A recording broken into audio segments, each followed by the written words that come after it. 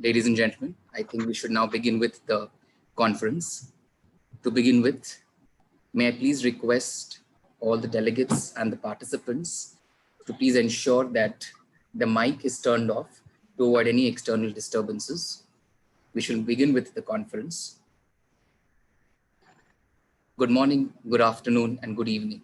The reason I'm saying this because we are surrounded with so many people and we have so many attendees from different parts of the world who will be here, who will be instrumental in learning, unlearning, and relearning, and giving us another day of learning, giving us another day of understanding a new concept.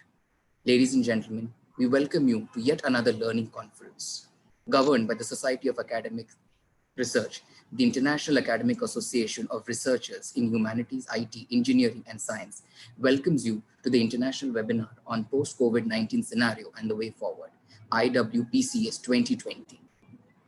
To begin with this conference and to take the proceedings forward, it is ultimately important and absolutely necessary to thank the Almighty, to thank someone because of whom we are here, to thank someone because of whose presence has made our existence possible. All auspicious functions commence with the lighting of a lamp, which is often maintained right through the occasion. The flame symbolizes wisdom and knowledge. Hence, we light the lamp virtually to bow down to knowledge as the greatest of all the forms of wealth, the traditional lamp for all of you.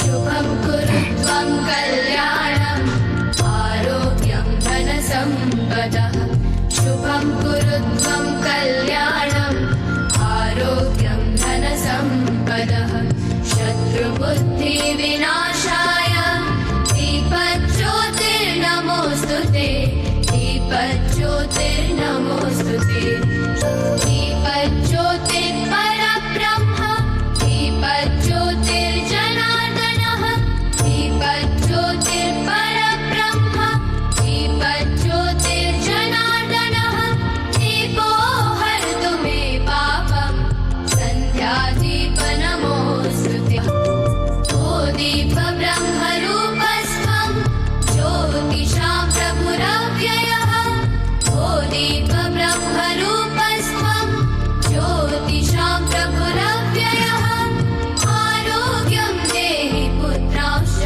मतिं स्वच्छां हि मे सदा रवेरस्तं समारभ्य यावत् सूर्योदयो भवेत् रवेरस्तं समारभ्य यावत् सूर्योदयो भवेत् यस्य तिष्ठेत् गृहे दीपः तस्य नास्ति दरिद्रता शुभं कुरुत्वं कल्याणम् आरोग्यं धनसम्पदः शुभं कुरुत्वं कल्याणम् आरोग्यं धनसम्पदः शत्रुबुद्धिविनाशाय दीपज्योतिर्नमोऽस्तुते दीपज्योतिर्नमोऽस्तुते शुभं कुरुत्वं कल्याणम् आरोग्यं धनसम्पदः शुभं कुरुत्वं कल्याणम् आरोग्यं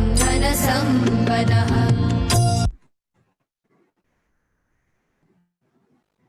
Light and brightness represents the positive, the good, and the good spirits. In view, the darkness represents evil. By lighting a lamp, the lamp becomes a form of fire or tej in Sanskrit. The lamp burns, not to be the light itself, but merely as a message, to remind all who are present of peace and positive brightness. Lighting a lamp before a ceremony spreads divine grace. The lamp shows everyone is present how to rise upward and dispel darkness.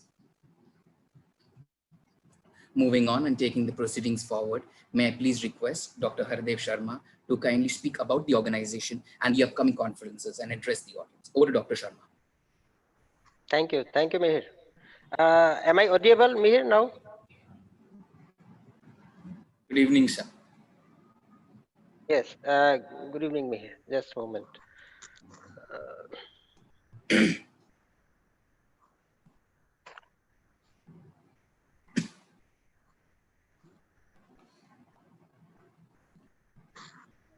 Thank you, Mihir. Thank you so much for your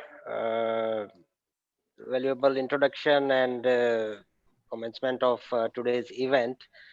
First of all, I would like to extend the gratitude on behalf of the Managing Committee of ERIS, the Society for Academic Research, to all our invited guests who are already connected with us.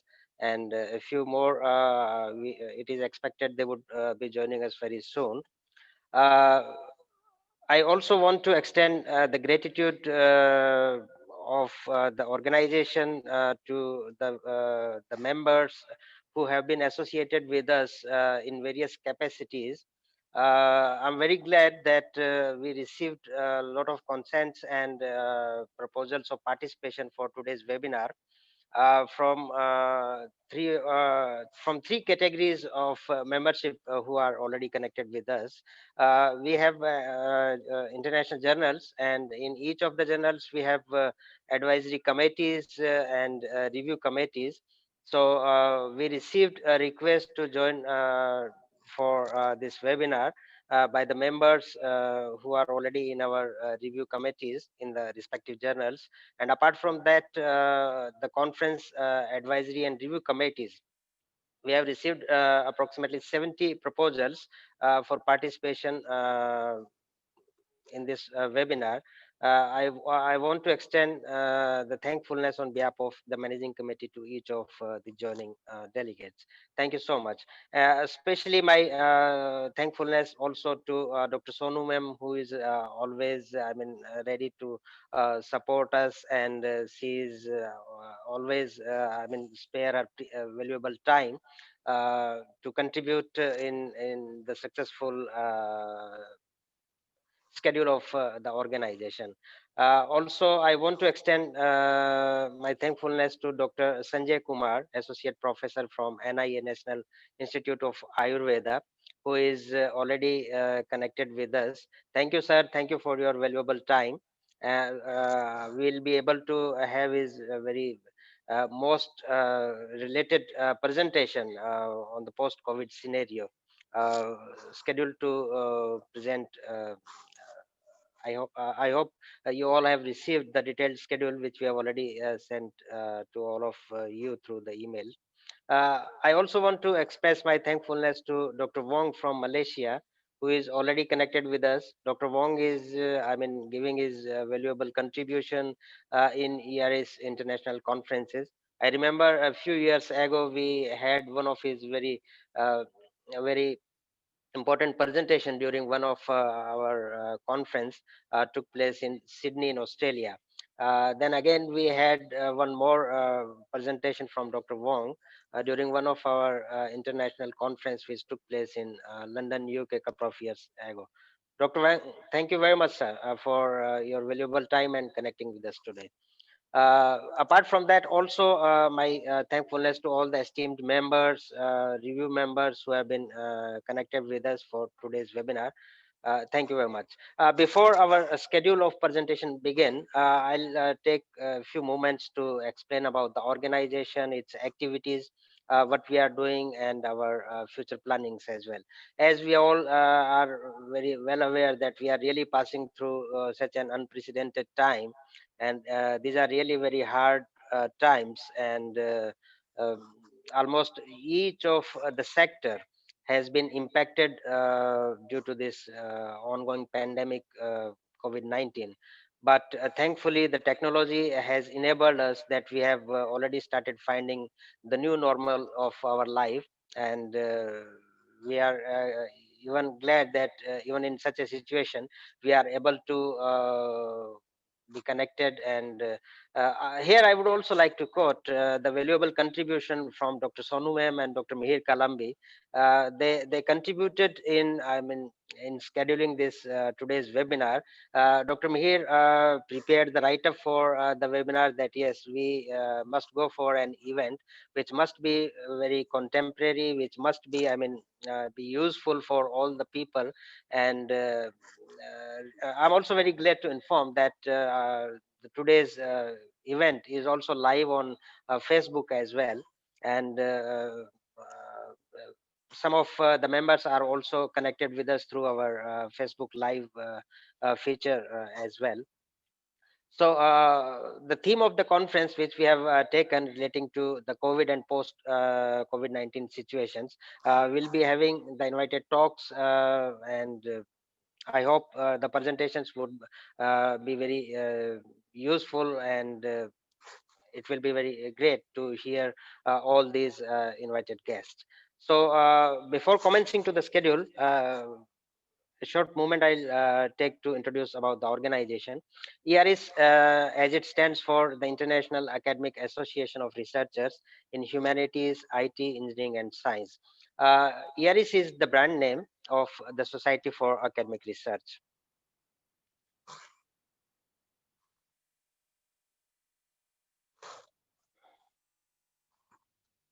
First of all, some informations are there about the establishment of the organization, the commencement of its activities. The managing committee of ERIS, the Society for Academic Research, was formed in April 2015 under the aegis of the Society for Academic Research. The organization got registered at several level international authorities from June 2015. The managing committee was formed in the month of April in that year. In December 2015, it was for the first time that the organization started its international conferences schedule. We had our first international conference, which took place in Kuala Lumpur, Malaysia. Today, when I say that we are connected today for this valuable webinar, so it is our 198th international event being organized by ERIS. Most of our events up to the month of February 2020 this year, till then when the travel was normal and COVID was not an issue by that time, so we were able to successfully, I mean, in a routine schedule, that we were able to schedule all our events as per the schedule. But since this COVID situations, we have also adopted to these new normals, and we are now doing most of our events in the virtual mode. ERIS also commenced its publication of international journals, peer-reviewed journals, from April 2017. The details on the journals which the organization is publishing at the moment would be explained in my following slides. If I speak about the outreach of the organization, it started its activities back in 2015. 34 members are, taking care of various activities which are being done by the organization. Really very glad to inform that currently we are a proud group of more than 1,000 valuable researchers under various, categories, professors, associate professors from the renowned academic institutions across the globe are associated with us in the various peer review committees. The organization is running a few journals, 6 international journals, and so far in this short duration of 5 years, the organization has been able to conduct several international conferences in various geographical situations, including in Europe, USA, UK, Australia, Russia, Canada, Singapore, Malaysia, UAE, Thailand, and China. Apart from that, in India, we had also done our various international events in collaboration with different universities and local colleges in various cities. If I speak about the organization, it's basically it was formed on the principle of non-profit forum, and it's a kind of association of researchers, basically in the field of humanities, information technology, engineering, and science.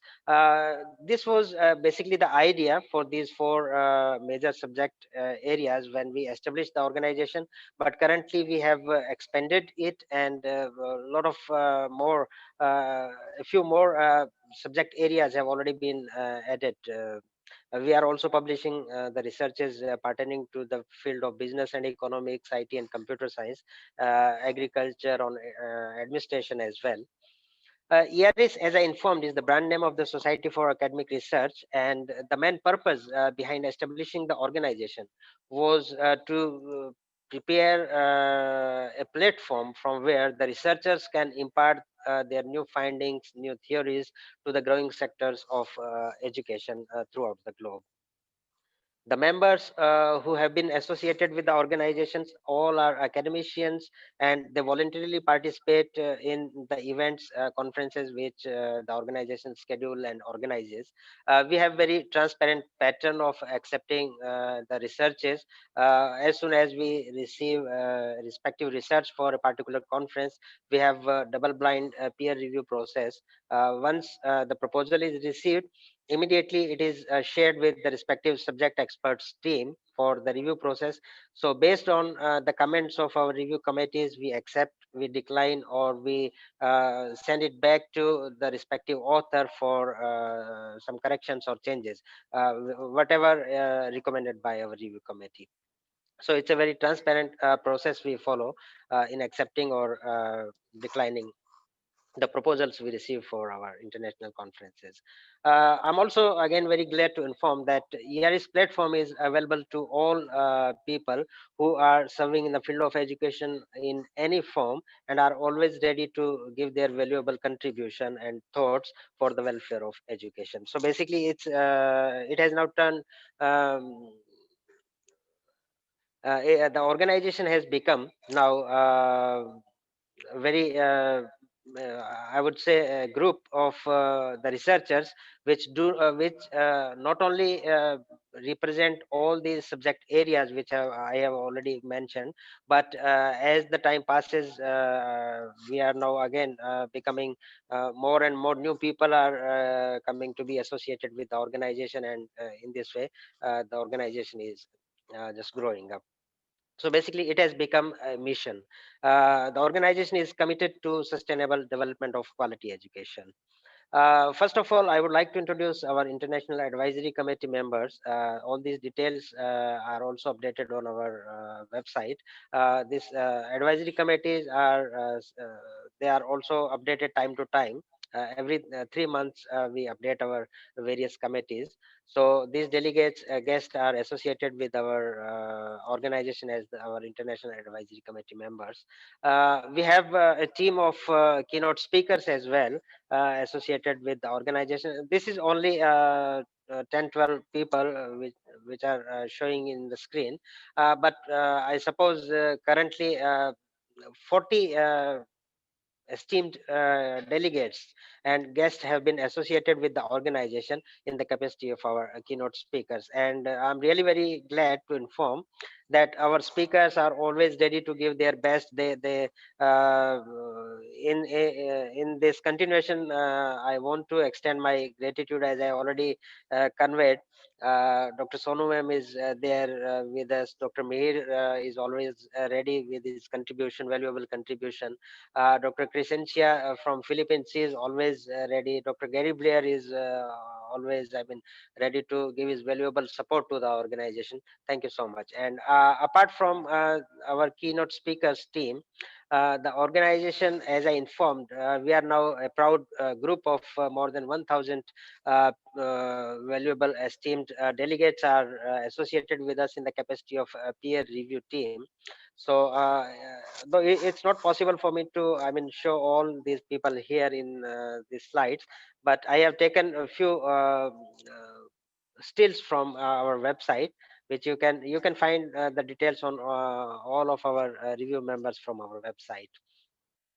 These are some of the esteemed delegates who have been associated with the organization in the capacity of review process.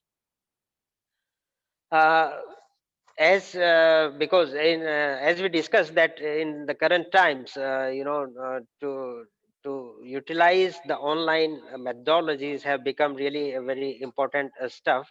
Iaris is I mean taking care of this. We have a dedicated website. You all must know about this. It's www.eris.org. The website has continuously been updated. It has been made now more user friendly.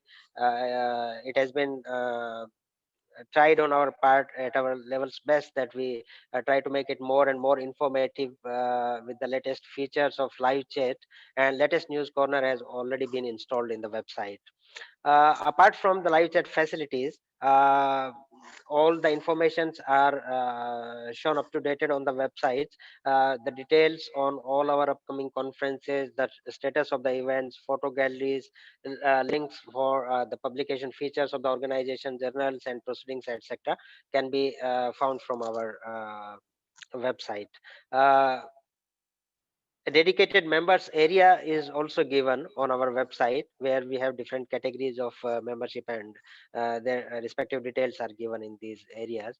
Apart from these informations, we all receive our proposals, or if somebody sends us any abstract or full papers, everything is done from our website. So our website has got some dedicated area for the online submission as well. And very recently we have introduced the front desk, which is always available 24 into 7 into 365 to respond to the email queries and live chat support system, which has already been installed on our website. uh, a few slides are there which shows the year-wise growth of the organization. I won't take much time to explain each of these. The figures can be seen here. We started our international activities in the year of 2015, and since then we are doing all our international events. In 2016, we did 24 international conferences. Several research papers were received. Similarly, in 2017, we had 29 international conferences, 26 in 2018. Last year we were able to do 26 international conferences, and in the current year, due to the current situations and pandemic, it's really a very long time that the travel is at halt. International travel has become very difficult these days. Business or short travels are at halt completely. So, but even then, we have adopted to these new normals, and we are doing our webinars in the virtual mode. So, in the current year, up to the very recent, we had done 16 international conferences, and we were able to receive 482 full research papers. Amid the COVID situations, as I informed, that we have adopted to these new normals. So, due to this continued uncertainties surrounding to the ongoing global coronavirus pandemic, and especially as related to the situation, IARHIES has made the decision to hold all its events scheduled up to 31st December 2020 virtual and online only. So all our events are taking place online, which have been scheduled up to the month of up to the very last of this month. But I'm also glad to inform that none of the scheduled events have been cancelled so far. If we had a response for any of our scheduled event, so we had done those events. No matter if we were not able to do those events in person, we had turned those events into the virtual mode, and we have successfully concluded all those events. Even in this pandemic and COVID situations, we have continued the publication work. Very recently, we had done a couple of books as well. Very recently, we collaborated with a couple of government colleges which are situated in Rajasthan. We had published a couple of books which contains very valuable research papers. So all these books will also be live. uh, Delegates can read those research papers from these books. Very soon these books are going to be live. And still, we plan to continue to schedule and hold the upcoming events in virtual mode until the situation improves and travel restrictions are lifted. Because safety and security of all the associated participants and stakeholders is of our utmost priority. Uh, we have some glimpses here of past few events which we had done. I missed to attach some clicks from a couple of webinars we had very recently, but still, yes, this one event we held in virtual mode, which took place in Malaysia. We had a collaboration with the Prime organization in Philippines. We had done this conference in collaboration with Prime in Philippines. These are some of the images of few of our past events. As I informed that today it is our 198th international conference. So I have taken few stills from few of our events which took place in the course of time. uh, we had our routine conferences in London, in Toronto, Canada, in St. Petersburg, Russia, in New Delhi, India, in New York, United States, in Bangkok, Thailand, again in Mumbai, in Jaipur itself. Also, we had done some of our events. We also had partnered with a couple of government colleges here in Rajasthan and in Punjab, where we had done some bigger events with 400, 500 research papers presented during those international conferences. So all these details are given on our website. So if you want to, read more detailed information on these events, please visit our website.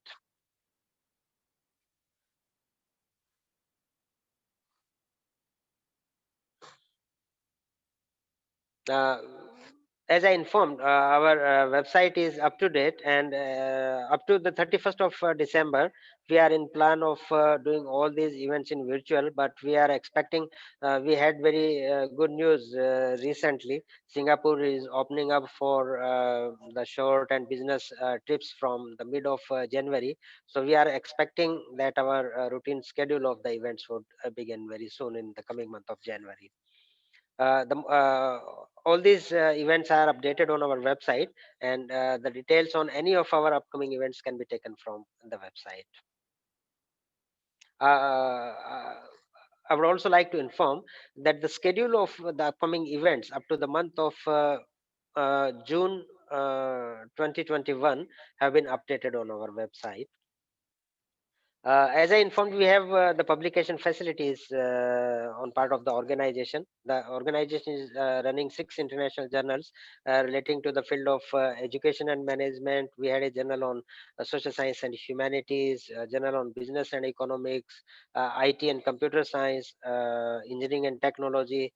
Another important journal which we publish is pertaining to the field of clinical and medical sciences as well. The conference proceedings are published after each of the conferences, and they are put online also on our website. So these are few copies of our past international conference proceedings. Currently, as I informed, we had, apart from these conference proceedings or international journals, the organization has also collaborated to give its platform to publish 7 books in partnership or in collaboration with uh, uh, different institutions and authors. All our events are also promoted at Facebook, Twitter. We also have our media association with these online platforms. And in past, we had done some of our collaboration with few government colleges in Rajasthan, as I informed. Binani Girls College in Bikaner as well. We had done a conference in collaboration with Government Mahindra College, which is situated in Patiala. We are currently we are also in process. A few more MOUs are being signed. Hopefully, in the coming year, once all the schedule is, we would be able, when we would be able to, carry on our schedule as per the events. We hope a few more collaborations would be done, and we will be able to have few more collaborated events in the coming time. Our contact details are also updated on the website. Thank you once again, and once again I want to express the thankfulness on behalf of the organizing committee of IAARHIES to all the valuable guests who have been connected with us for this webinar. Thank you very much.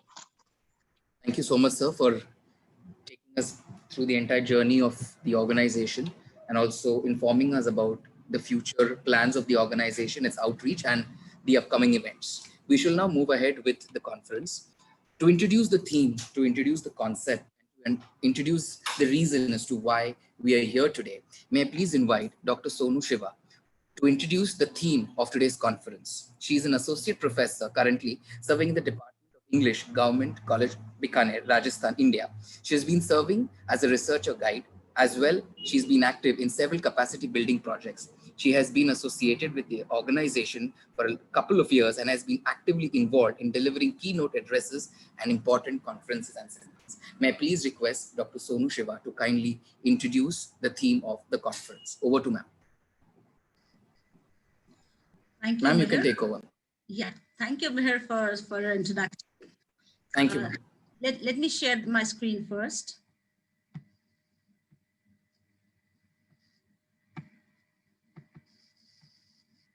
Is it visible to all? Yes, ma'am. Yes, ma'am. It is. It is. It is. You can go ahead. Just a minute.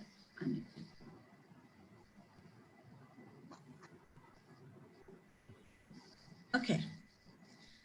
So first of all, I would like to welcome all our esteemed speakers of today. Dr. Piruz Almi is with us. Dr. Sanjay Kumar, Dr. Rava is going to be there.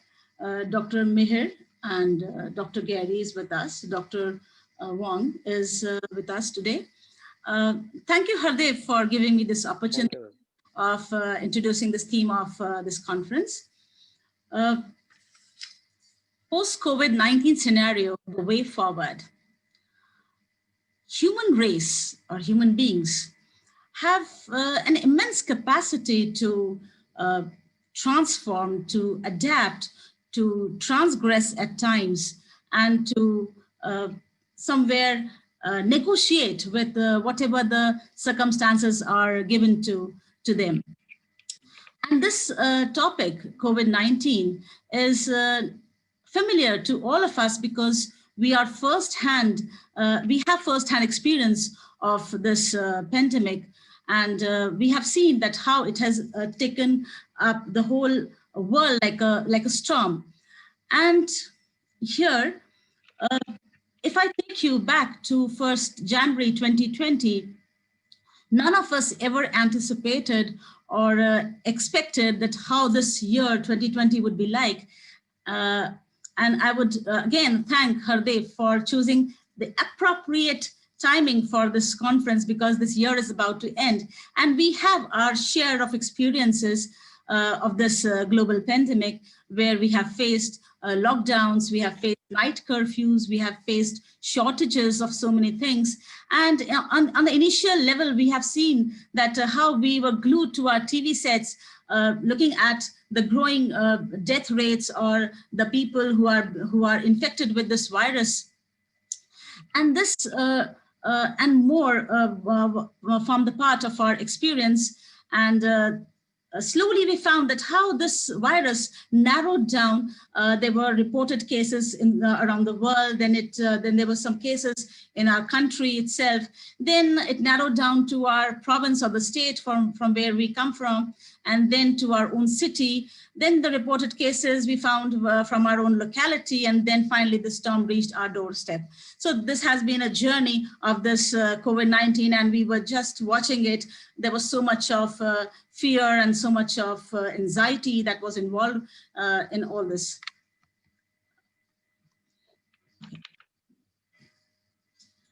Now, when we look at this world globalization, I'm no authority in COVID-19, but I'm just going to share from my experience and my little learning about this, this thing. And I think that I'll try to do a neat job about it. So when we talk about this globalization, the term that comes to our mind is that digitalization, the transfer of data across the world, this makes the world a closer space.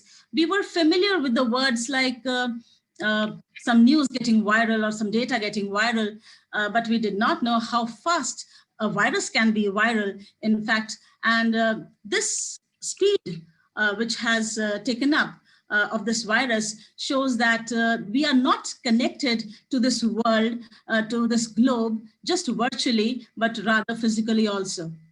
So here, this COVID-19 is the fine example of telling all of us that how closely we are connected physically also. So this situation of COVID-19, it made life stop for over 1 billion people. So it had a huge impact on people. And we saw a quick transition, the time that we lived before 2020 and now when this COVID situations have cropped up. If we talk about transition in terms of literature, we have seen that transition happens very gradually. It's a very slow process. If you look back socially, we see that any change, it takes up nearly 20 years or 50 years. And then when you look back, you find that, okay, the things were different before 20 years, or when we talk about that generation gap and all. So the transition basically that we are used to is a very slow one, but this pandemic, it brought a quick transition into the life of people. And suddenly we found one day after the lockdowns and all, that the world was not the similar world that we knew. And it did affect our individual and our social and our professional life. People did face irreversible losses, personal, professional. We saw that people lost their loved ones, and people lost their jobs. And there was so much of, you can say that people were not able to run their business, the factories were closed, and so much of changes were there in their personal as well as public life. Homogenization of spaces geographically. This was happening in the time of globalization, where countries were trying to, you can say that they were a replica of each other. If we look at cities like New York, or we look like city of Sydney or London or Delhi, they were somewhere reflecting each other. The only thing that separated the world from each other was the history, was their personal memory, and their own culture. But after this COVID situation, what I feel is that we now somewhere have a shared history with each other of this pandemic, and we have memory which are quite similar to one another. So I think that this COVID-19 has made this world more homogenized in this aspect. Individual and collective psychological spaces. So this COVID has also affected our individual psyche, as well as collective psychological spaces, which we all are familiar with. Individuals, in the beginning, when we used to watch TV and the news on the TV, it did result to a lot of stress and a lot of tension, and there was a number of depression in people, and people were going for personal consultancy for that. And the words like personal immunity cropped up, and a lot of information coming from WHO came to limelight, whether the information was authentically said by WHO or it was just a made up on social media. But these words came into limelight, and there was a change in collective psychological spaces also. There was a new definition of closeness in society, where not to visit someone was the new normal. And we have seen that in society, the partying or the marriages or other like this in the professional areas, the conferences, any gathering was prohibited, and this did affect the collective psychological space of people. Now, the effect on environment, people say that it was quite positive. There was lessening of global warming, and the nature was healing itself. And there were so many things that the people were saying that now this environment is more protected when human beings are inside. Now, this balance, which was somewhere not so much balanced before, did repair to some extent. I don't have the exact data for that. In this pandemic situation, exploring new opportunities and hidden risk. This has given us a new way of thinking of those areas which were not part of our daily routine or our daily thought process. We did focus our attention towards healing therapies. And I'm really happy that we have Dr. Sanjay Kumar with us, who is going to bring a lot of information from Ayurveda, that how it can help somewhere in this, the therapy, how Ayurveda can be seen as a therapy and can be used as a therapy for us. And people were visiting psychiatrists and a lot of other healing therapies, home remedies, and so many things just became part of human life. This COVID situation, it made people value what really matters. It was like going back to basics. We were now focusing on the basic requirements of life, and all the superfluity of life and all the other things, they lost their meaning, and people did realize that basic survival is more important than anything else in life. Then focus on coexistence. This pandemic made us feel that life is not that much individual, rather we need to work collaboratively in order to exist together. So we saw people helping each other, nations helping each other, and the whole platform was of coexistence. Occupational transitions, people did realize that one business or one profession isn't sufficient at the time of emergencies. So people were looking for variations, people were looking for other options where they could shift in terms of emergencies. So it was a time when people faced the transition of their job, of their work culture. Accelerated technological advances. Technology has always advanced. If you look back 20 or 30 years, we have seen that technology has advanced to a greater level, but this COVID situation, it paced this technological advancement. And we found that in the coming years, AI and robotics would be used to a lot of extent, because I think that countries don't want to any way hamper their industrial progress if any such thing happens in future. And AI and robotics are going to be really helpful when human beings cannot go out, or they cannot participate in countries' progress. Then pace digital transformation. We were using digitalization to some extent before this pandemic came, but this again, when in this new scenario, this digital transformation, video conferencing, online teaching, it suddenly became part and parcel of day-to-day life, and we got used to it. And I think that this is going to continue for some time, but it's again a matter of research that once things come to new normal, how much of this relying on this digital transformation is going to remain, and how it's going to be balanced in society, it's still to be seen, or to what percentage people are going to use that later. Localized business that favors national and regional supply. Now, instead of looking at the globe, one more change that came was, it did have that human aspect where people were reaching out to others, but the direction was also on the other side, where people were focusing on their local business, and they were preferring their own country first, and specifically their region first. They were more worried about their locality, their own city or their own country, and they were, and even governments for better economy are now promoting localized business so that their economy becomes strengthened.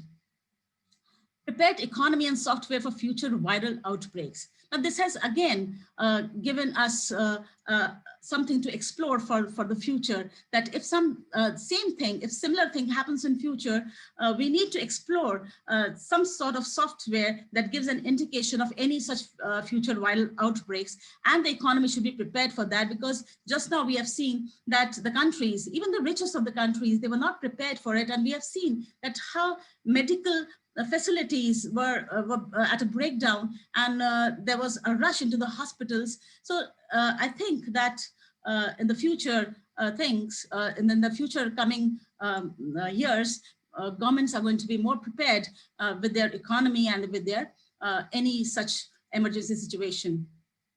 Then prepared for quick recovery. Even if such thing happens in future, I think that governments are going to make some arrangements for quick recovery, whether it's on economic basis or medical basis. So there has to be a backup plan in the countries, or in even in people's psyche, that if something happens in emergency, somewhere it has put all of us on toes, that life is not as a flow as we thought.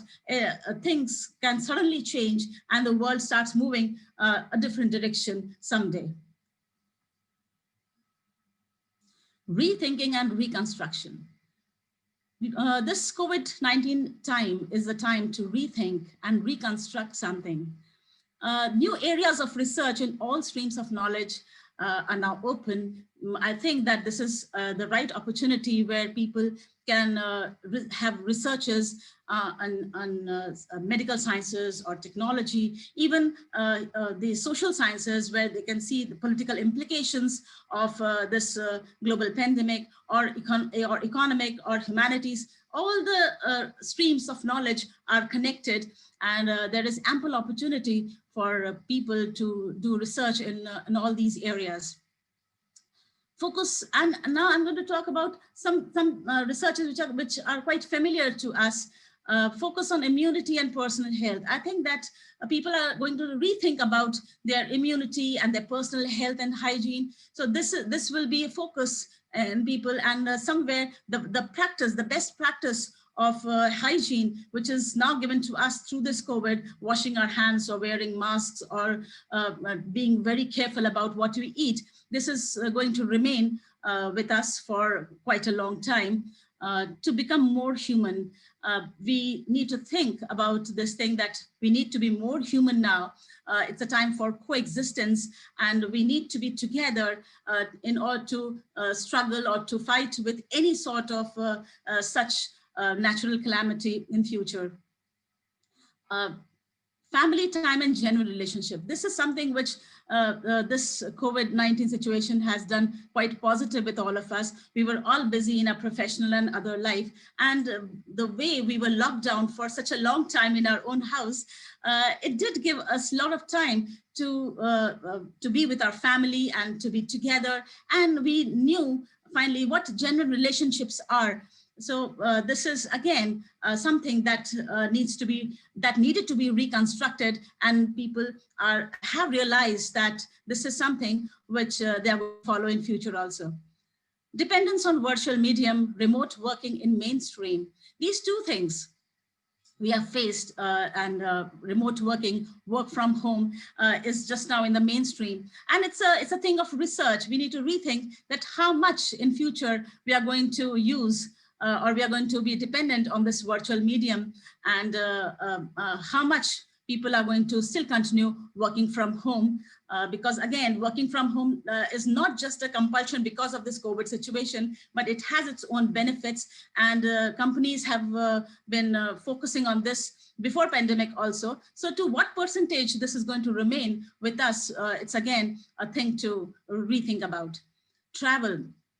As Hardev was talking just now about travel, that the most affected industry due to this COVID-19 is travel industry, tourism, or you can say hospitality business, where the travel is again not. He did say just now that the Singapore is opening up its travel, its business travel from this mid of January. So what this travel will be, and what all things will be included in that, and how much other countries are going to open up for tourism purpose, and what all precautions will be taken in future. This is something which need to be rethought about and reconstruct about. Then music, art, and literature. Everything that happens around us gets reflected in music, art, and literature. We read about it, and whether it's on the conscious level or a subconscious or unconscious level, all that has happened or that is happening gets reflected into this. How much our music, art, and literature will be affected by this COVID-19 situation, or people will be demanding for fresher outlooks into music, art, and literature. And it's really wonderful that we have speakers like Piruz Alami and Rava Abulabi, who are going to bring into the fresh themes of art and literature, architecture into this webinar. And we are really looking forward to listen to them. Education. This is the thing which I'm personally connected with. Before COVID-19, our education setup was like this, that it used to have annual assessment scheme, and students, because they were not able to give examination this year, it was really a question in mind of government, how to promote these students into the next class. So I think that there will be a new, some improvisation into this education setup, where government is going to include some internal assessment scheme or some gradual assessments in the colleges, so that if any such emergency comes in future, they will be able to come. I think that the best is to learn from yesterday for a better tomorrow. So all this that I've talked about and much, much more that we all have in our experience, we wish that it is going to be shared here in this webinar. And this is the only way forward where we learn. And this COVID-19 has really taught us a lesson to just look back and rethink and reconstruct our life and our nation and this whole earth. Thank you so much. And I now look forward to the presentation of today.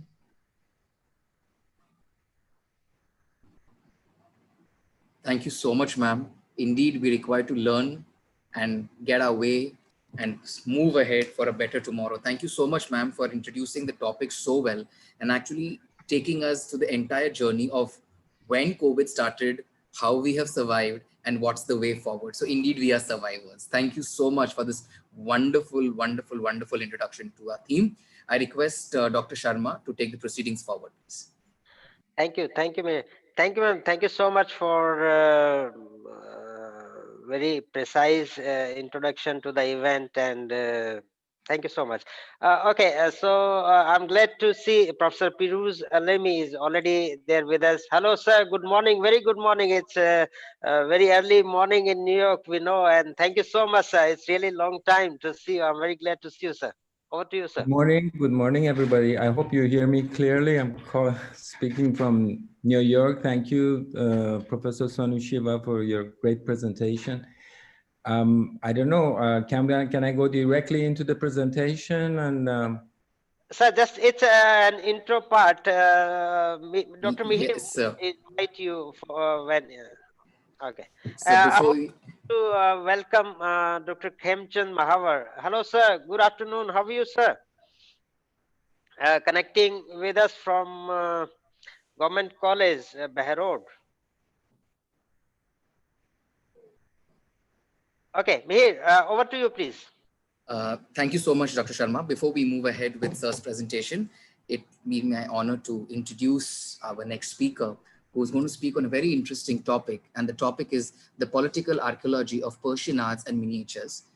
Dr. Feroz Elmi, PhD, he's a faculty member of John Jay College of Criminal Justice Department of Public Administration in New York, and executive director of the International Film Festival on People of Color 2020, New York. He's going to speak and address the audience on a topic that deals with political archaeology of Persian art and miniatures. I request Professor Dr. Feroz Elmi to kindly take forward the proceedings. Over to you, sir. Thank you. I'm going to share my screen. Hopefully you can see it.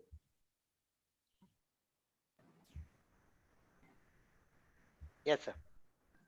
Yes? Yes, sir. Yes, sir. We can see it. The screen is blue. Yes, I am coming there in a second. Okay. Yes, I do want to say a few things. First of all, I would like to know how much time I have to speak about this paper. 25 to 30 minutes, sir. Okay, I will be short. I want to say this paper really surprised me because my own background is political economy, and as I moved into a discussion of Persian miniatures, I just want to make it clear that the word, when I use Persian or Persianite, does not just limit itself to the current border of Iran, and in fact there is confusion over the name Iran and Persia. The Persianite world is bigger than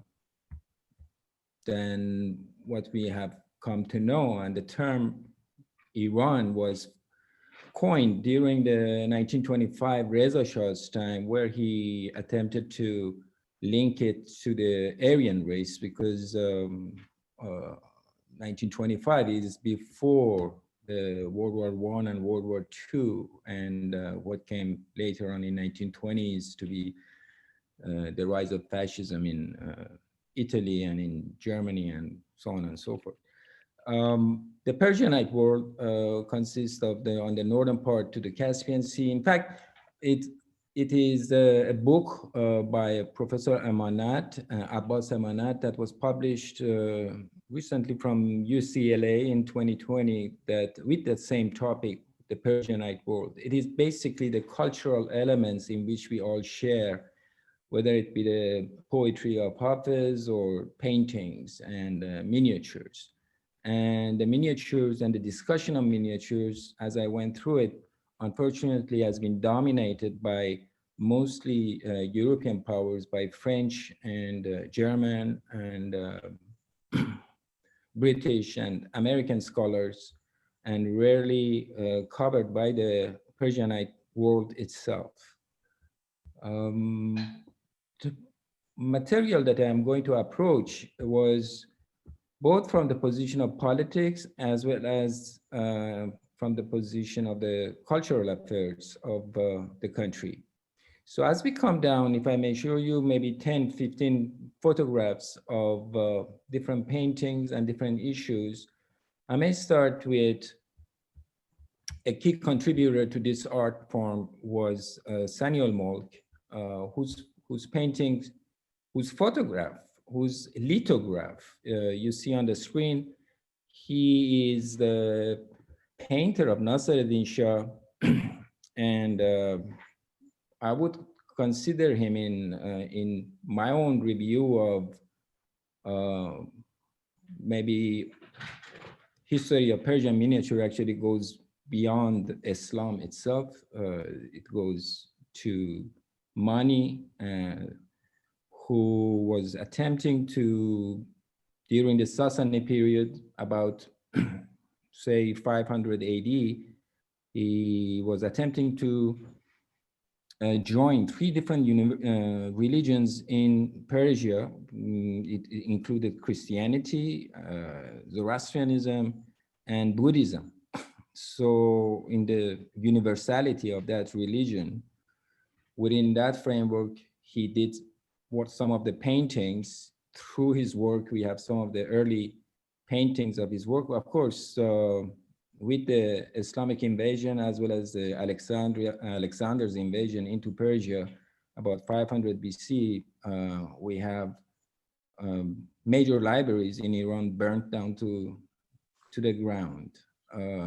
But when we come to 1800, this is the Qajar period, before the Pahlavi period of the Shah, and then after that you have the Islamic Republic of Iran. We have one of the greatest Persian painters.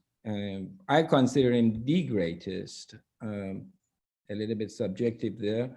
And this is the beginning of photography and his own self-portrait, and what you see in the machinery down there is the lithographic machine itself.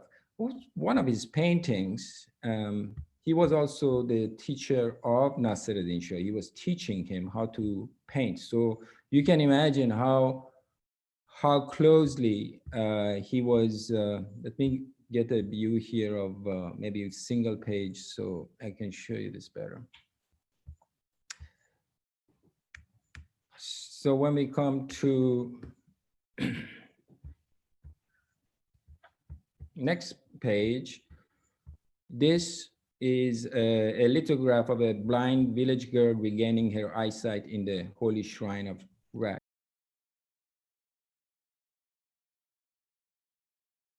We'll move on with our next speaker.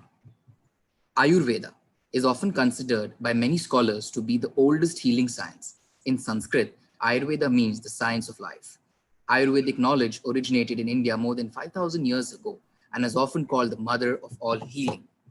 Taking this concept forward, it's my privilege and my honor to welcome Dr. Sanjay Kumar, who's currently serving as the Associate Professor, Department of Rashastra and Bhaishya Kalpana, Ayurvedic Pharmaceutics, National Institute of Ayurveda, to be deemed university, Autonomous Institute under the Ministry of Ayush, Jaipur, Rajasthan.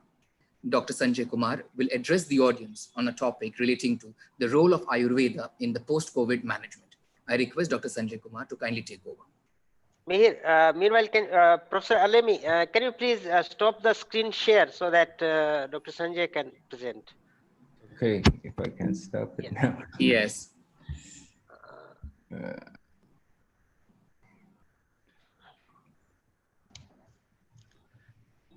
Thank you. Am I Yes, sir. We can hear you. We can hear you, okay? sir. Okay, am I audible? Yes, sir. Yes, sir. Yes, sir. Yes, sir. Yes, sir. Okay. Okay, I'm trying to share my slides. Okay. Yeah, Yes, please, sir. please. Yes. Yes.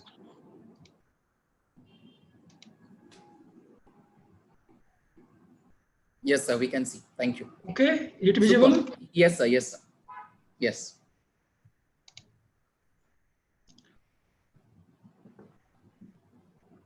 Yes. Guru. Om Sarve Bhavantu Sukhina Sarve Santu Niramaya Sarve Bhadrani Pasyantu Ma Kasachid Dukhe Bhag Bhavet Ma Kasachid Dukhe Bhag Bhavet Om Santi Santi Santi.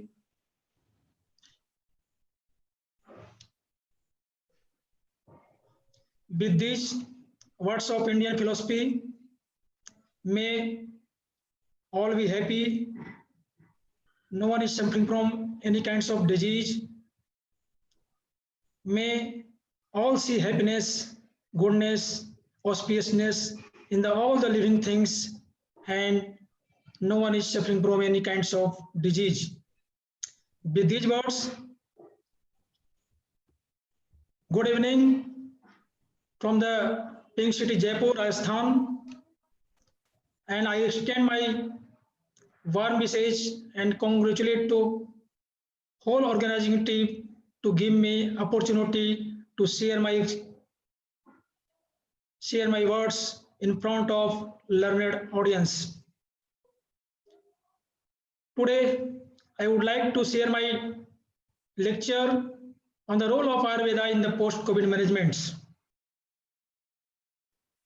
It's a big issue. I am thankful to the Dr. Sonu Siva, who she has presented very well on the globalization of COVID-19 and what are the opportunities. I think she has elaborated so much on these things, what is the on the level of globalizations. So my topic is focus on the immunity, role of Ayurveda in the post-COVID management related with the immunity, what the Ayurveda can play. You know very well that the COVID-19 pandemics, it's a novel disease caused by the SARS coronavirus 2, and this is a global health crisis. It is an unprecedented public health emergency. Till now, 7.55 million people affected worldwide. The recovery is about the 70% in the whole world, and the mortality rate is 2.22%. But in India, till now, 10 million people have been affected through this coronavirus. Mortality rate is less than the other Western countries. Now the mortality rate in India is 1.45%, and recovery rate is much more than 95%. So we can say that why the mortality rate is less in India, even in the China, the mortality rate is very less. It might be due to we have the Indian system of medicine like the Ayurveda. Even in the China, there is a traditional health systems, Chinese herbal medicines. Because of that, we are able to control this disease. We can prevent this deadly coronavirus through the preventive aspects. You know well about the COVID-19. After recovery from the COVID, COVID-19 illness, the patients, the people may report the various signs and symptoms like the fatigue, body ache, cough, sore throat, chest pain, dyspnea, loss in taste and smell, arthralgia, sleep issues. It is not important to all the signs and symptoms occur in a single patient. As you know, there are variant strain of this coronavirus, so maybe people are suffering from some symptom in the individual patients. We are here. We know that there is limited evidence of post-COVID sequelae. Further research is required. Everyone is waiting for the vaccine. Till now, there is no drug which can cure this corona. That's why a holistic approach is required for follow-up care and well-being of post-COVID recovery patients. As you know, the Ayurveda is a science of life. It has holistic approach. The history of our science is long back, 3500 BC. It is mostly based on the clinical experience of our ancient sages. There is a common term that prevention is better than cure.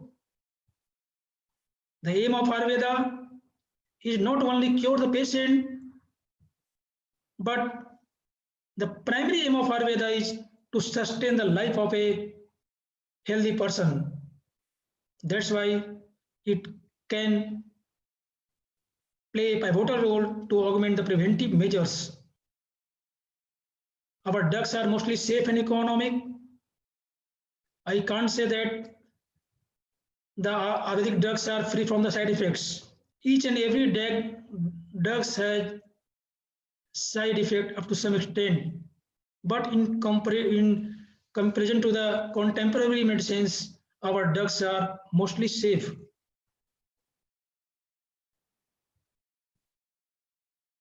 These slides represent the post-COVID management protocols which has been issued by the Ministry of Health and Family Welfare in association with the Ministry of Ayush and along with the other organizations like the ICMR, CCRS, National Institute of Ayurveda, where I am posted here, All India Institute of Ayurveda, Indian Postgraduate Institutes, Jamnagars. They compile it and issue a guidelines at the level of, it can be categorized and on the different levels, at the level of individual, at the level of community, and in healthcare facility setting. At the level of individual levels, use of masks, hand sanitizers, and the social distance or physical distance, which is very important. It is a guideline of all the health sectors. Before coming to the new drugs, we have to use mask, hand sanitizer, and the social distance. Even after, it's a good news that in some country, vaccination has been launched, and still we are waiting for the good response. But this is for the preventive aspects. Till now, no medicine is evolved. At the individual levels, we should drink adequate amount of lukewarm water, which can prevent from the virus.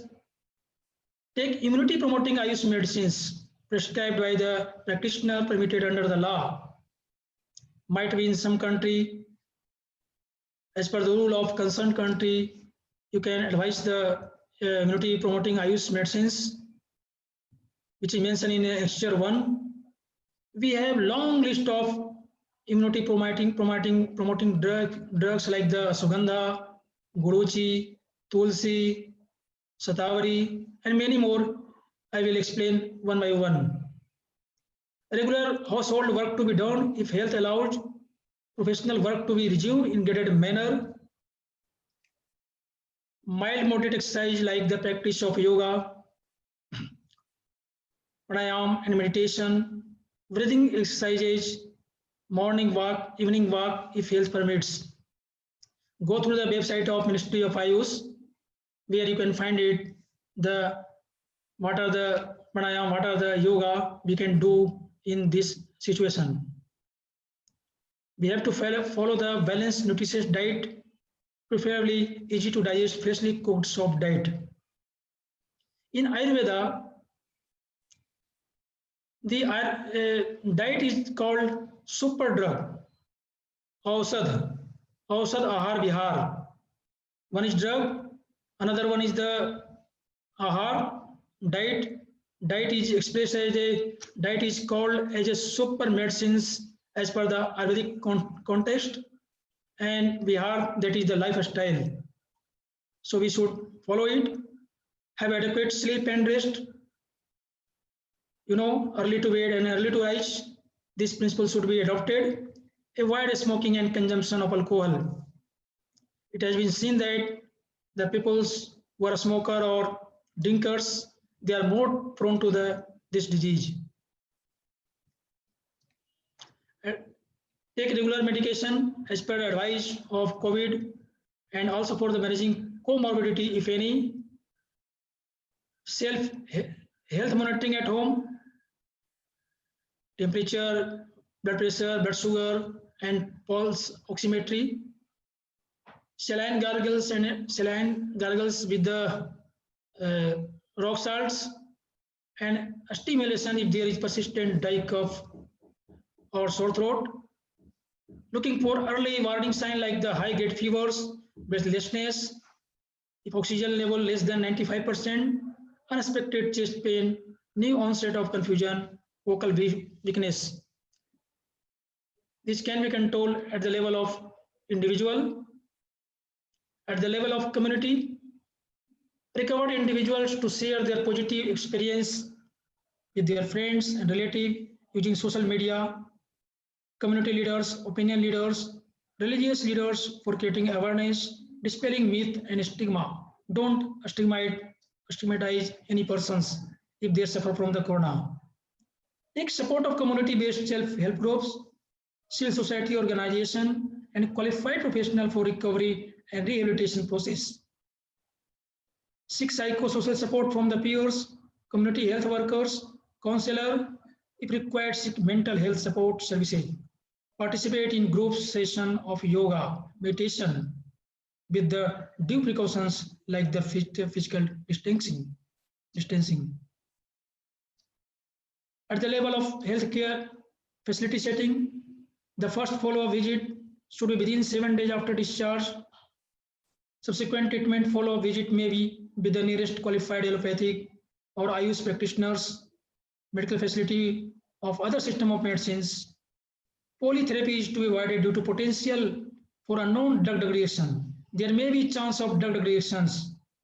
If you are taking both the herbal drugs and the modern medicines at a times, then you have to take advice from the concerned doctors or physician, which may lead to the serious adverse effect.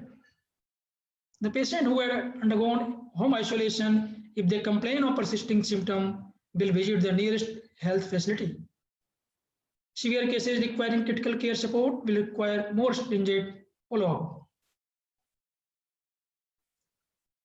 Immunity promoting Ayush medicines, as I talked already, there are a list of immunity promoting drugs in Ayurveda. I think you have heard about this name, the Ayush Quath. You can say the herbal tea. Nowadays, everyone is taking the Ayush Kadha or Ayush Quath. It is also called the Ayush decoction or herbal tea. Sansamniva tea or giloy powder, that is the Tinospora cordifolia. It is very common drugs. Ashwagandha, Bithynia somnifera. You can take it in powder form or in the tablet form. Amla fruit, Indian gooseberry, Imblica officinalis, the mulethi powder, warm milk with haldi. In the Western country, Now it is called golden milk. In USA or in the UK, now it's a trend to take the golden milk, gargling with the turmeric and the salt, and chanpras, which is a polyherbal formulations. It is very famous in India.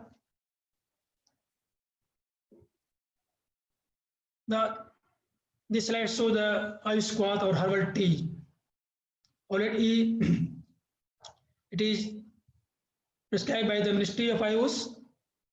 The Ayush Kwath or herbal tea, it contains the 4 ingredients like the Osmum sanctum, which is called Tulsi in India, Cinnamon gelanica, that is the Dalchini or Twak, Gingiver officinalis, dry ginger, Piper nigrum, black pepper. We can say that the Indian kitchen is like a pharmacy. We have the several types of spices in our kitchens, which are antioxidant in nature. They are antivirals, they are digestive. So in kitchen of every Indians, such type of products are using in the every family. So the method of preparation of this herbal tea is very simple.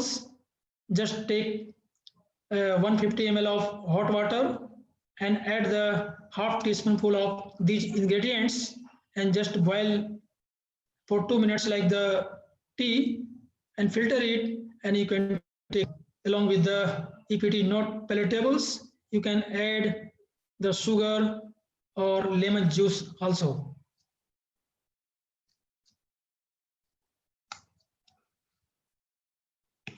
Tulsi, it is a well-known drugs. It is antiviral. If you search in the Google, you will get the details of these plants, and so many research has been done on particular these plants. Tulsi specify the Vat and Kapha. Vat, Pitta and Kapha. These are the Tridosha theory in Ayurveda. These are the 3 subtle energy. If it is in equilibrium, then you are healthy, and if it is not in equilibrium, it vitiates.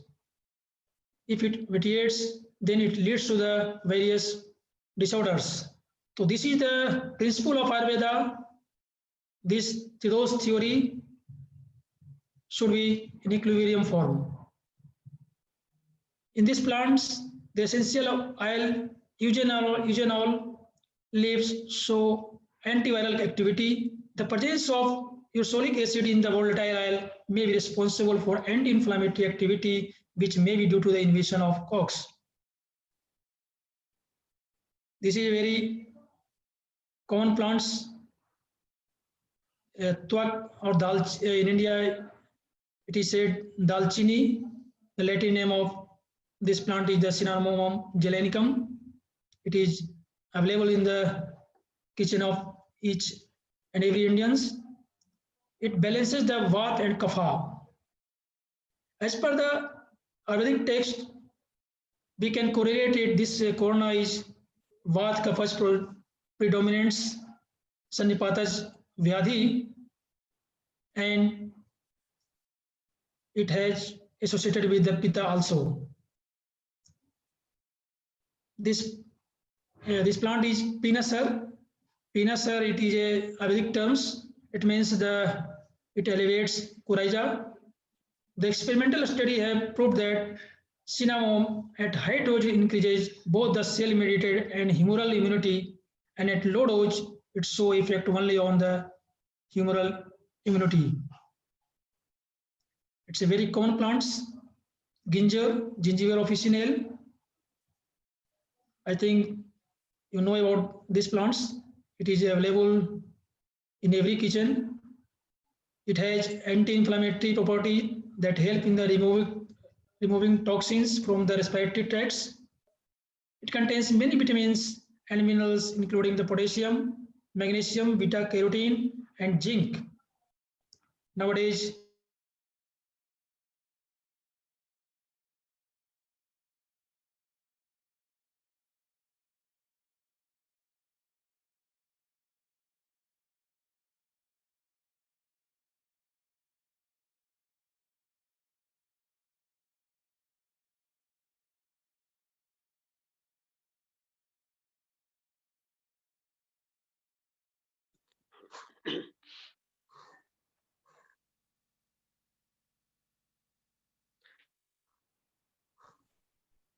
Sanjay, your voice is not coming. Sir, I suppose we have lost his connection or maybe some internet issue. Uh, oh, maybe some technical glitch. Okay. Meanwhile, Professor, let me. Okay. Okay. Dr. Sanjay is already there with us. Yes, sir. Please continue.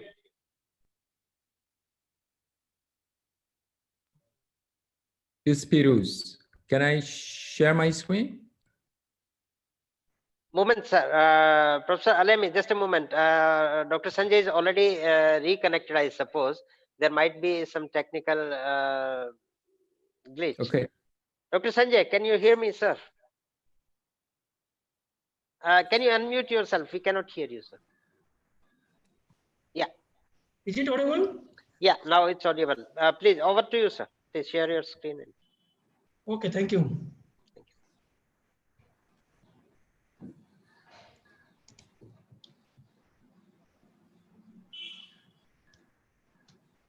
Is it audible? Yeah, we can hear you, sir, but we cannot Yeah. see your screen. Yeah. Okay. This is the giloy. Sir, can you please share your screen again? Okay, once again, I have to share. Yeah, yeah. Okay, I'm trying. Just a minute.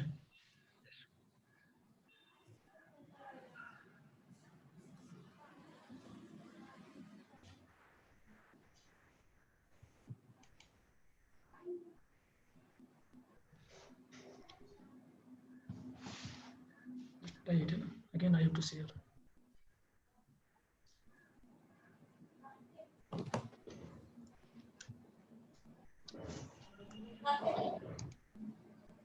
Just please wait for few Sure, seconds. sure, sure. Sure, sure. Is it visible? No, sir. Not You yet. have to just so do me a favor. Just reopen the entire page on the desktop. Okay, okay. Okay, and once you reopen it, you could share screen, and then you could probably switch to the subsequent slides because you are between the presentation.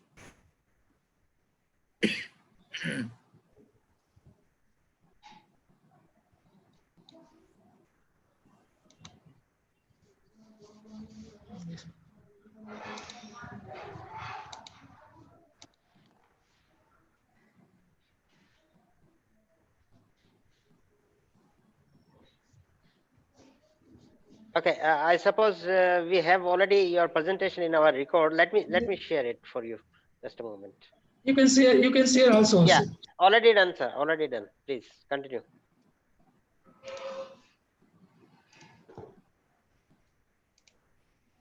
Is it visible? Yes, sir. Yes. Dr. Sharma, Dr. Hardev Yes, sir. Sharma. Yes, It's sir. visible, Yes. sir. We Yes, can sir. see it now. Okay, okay. Thank you, thank you. Thank you. Okay, this is giloy, Tinospora cardifolia. It is antipyretic and prevents dyspnea and the cough. It is effective in preventing the attachment of the SARS-CoV virus 2 with host cell as well as replication of virus.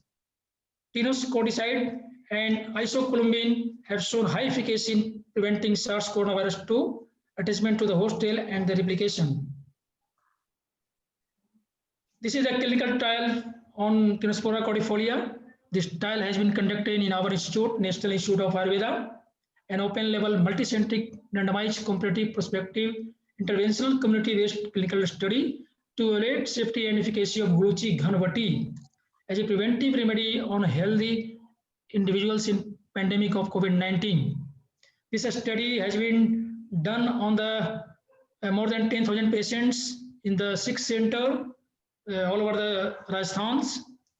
There are center is one in Jaipur, other one is the Tong, third one is the Udaipur and the Kota. And this trial has been conducted on the healthy volunteers. We have divided into the 2 groups. One is interventional group. In these groups, we have given Guluchi Ghanvati, means the extract of Guluchi, extract of Tinospora cordifolia. We have given this medicine 500 milligram twice a day for 2 months. And we see out of 160 subjects underwent for the RT-PCR and only 30 subjects were found COVID positives.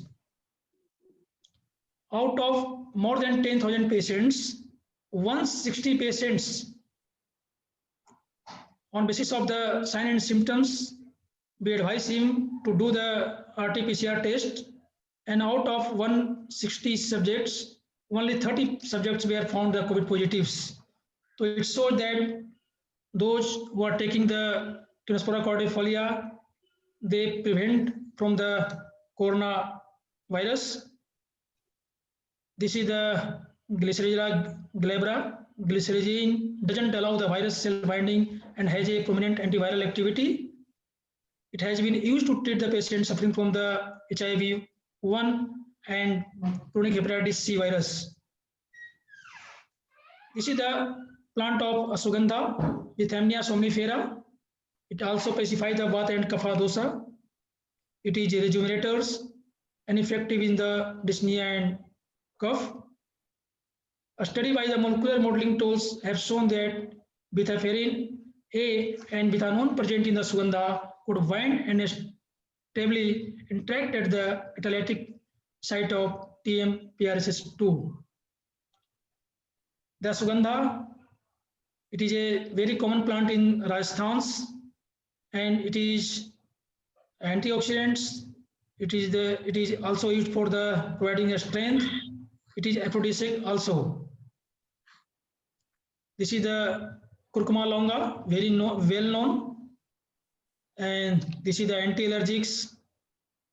It has anti-inflammatory, eliminates toxins, and treats coryza. It is available in the kitchen of all in India, in every kitchen, and it inhibits the main phytoconstituents of this plant is curcumin, which inhibits viral infection, check cytokine storms, and thus prevent severe lung injury and inhibits subsequent fibrosis.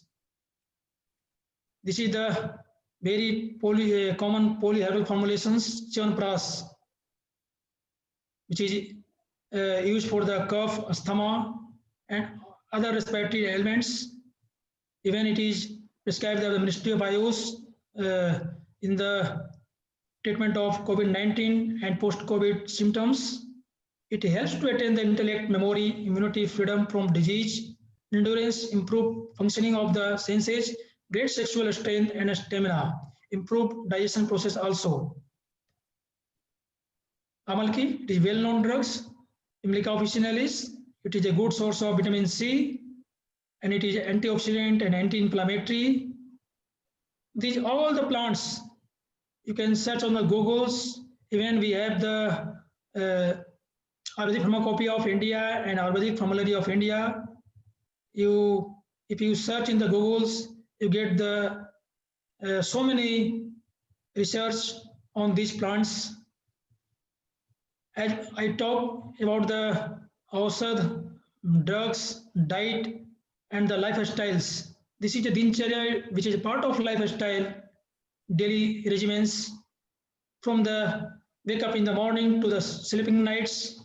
There are various procedures which are mentioned in the Indian system of medicines. Accordingly, you have to live with these parameters.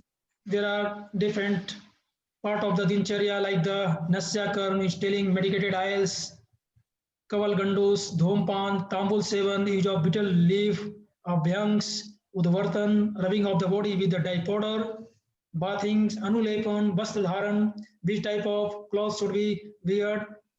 As you know, there are various seasons in our country. Accordingly, we have to wear the clothes and the exercise. All things, this is a, all things are mentioned in the Ayurveda under the Dincharya. Now come to the conclusions. The primary aim of Ayurveda is to prevent the disease. This prevention of disease is achieved by the proper maintaining of the body immunity. Till date, for COVID-19, no medicine or therapy has demonstrated promising results in either preventing the disease or improving its prognosis. The best way of preventing COVID-19 infection or for post-COVID management is by enhancing an individual body immunity. That's why I have given so many examples. How can we enrich with the immunity? How can prevent from this coronavirus? Accordingly, according to the Ayurveda, measures to maintain or upgrade the natural body resistance are daily regimen, that is the Dincharya, seasonal regimen, that is the Ritucharya, and Sadvrit, code of conduct of life, balanced diet and a science, Chikitsa, which can prevent the disease, and we can, this is a, of course, this is a, this play a greater role in the prevention as well as the management of post-COVID symptom. These are the references, and this is the message given by our ancient scholar Acharya Bhagavad, who is the author of Ashtang Sangra and Ashtang Hriday. Those who wish to live long for fulfilling different purposes of life, such as duty, desires, and values, should strictly obey the advice of Ayurveda. With these words, I am thankful to the organizers for giving me chance to share my views. Thank you once again. Thank you. Thank you, sir. Thank you so much, Dr. Sanjay, for your very valuable presentation. Really, I appreciate your valuable efforts and your precious time you took to share your views on the post-COVID situation. Yes, Professor Alemi, now we are able to see your presentation. Thank you, sir. Over to you, sir. Thank you. Good morning, everyone. You hear my voice? Yes, sir, Yes, we sir. can. Thank you. This work, as we were talking, is a mix of politics and paintings. My own background was political economy, a PhD in political economy, but when I was looking at the history of the Persian art, I realized that the more I went into it, the more I studied it, I realized that very little is written about it by the Persians themselves. And as I was saying, the word Persianite, when we use the word Persianite as opposed to Iran as we know it today, Iran, the discussion I have goes beyond the boundaries of Iran. It is the Persianite world, and it is what we share both in literature, in painting, and in language, like the Indo-European language or religion. Really, it comes down to how we define culture. And I'm interested, or we should be interested in cultural politics, because politics is not just related to the relationship of state to civil society. So when I look back at this history, I realized that if we come to, for a moment, look at 1840s, we come across a painter by the name of Samuel Monk.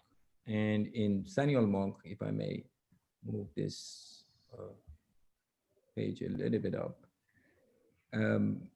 Samuel Monk was, during the Qajar period ends in 1925 through a military coup of Reza Shah, who was the father of Mohammad Reza Shah.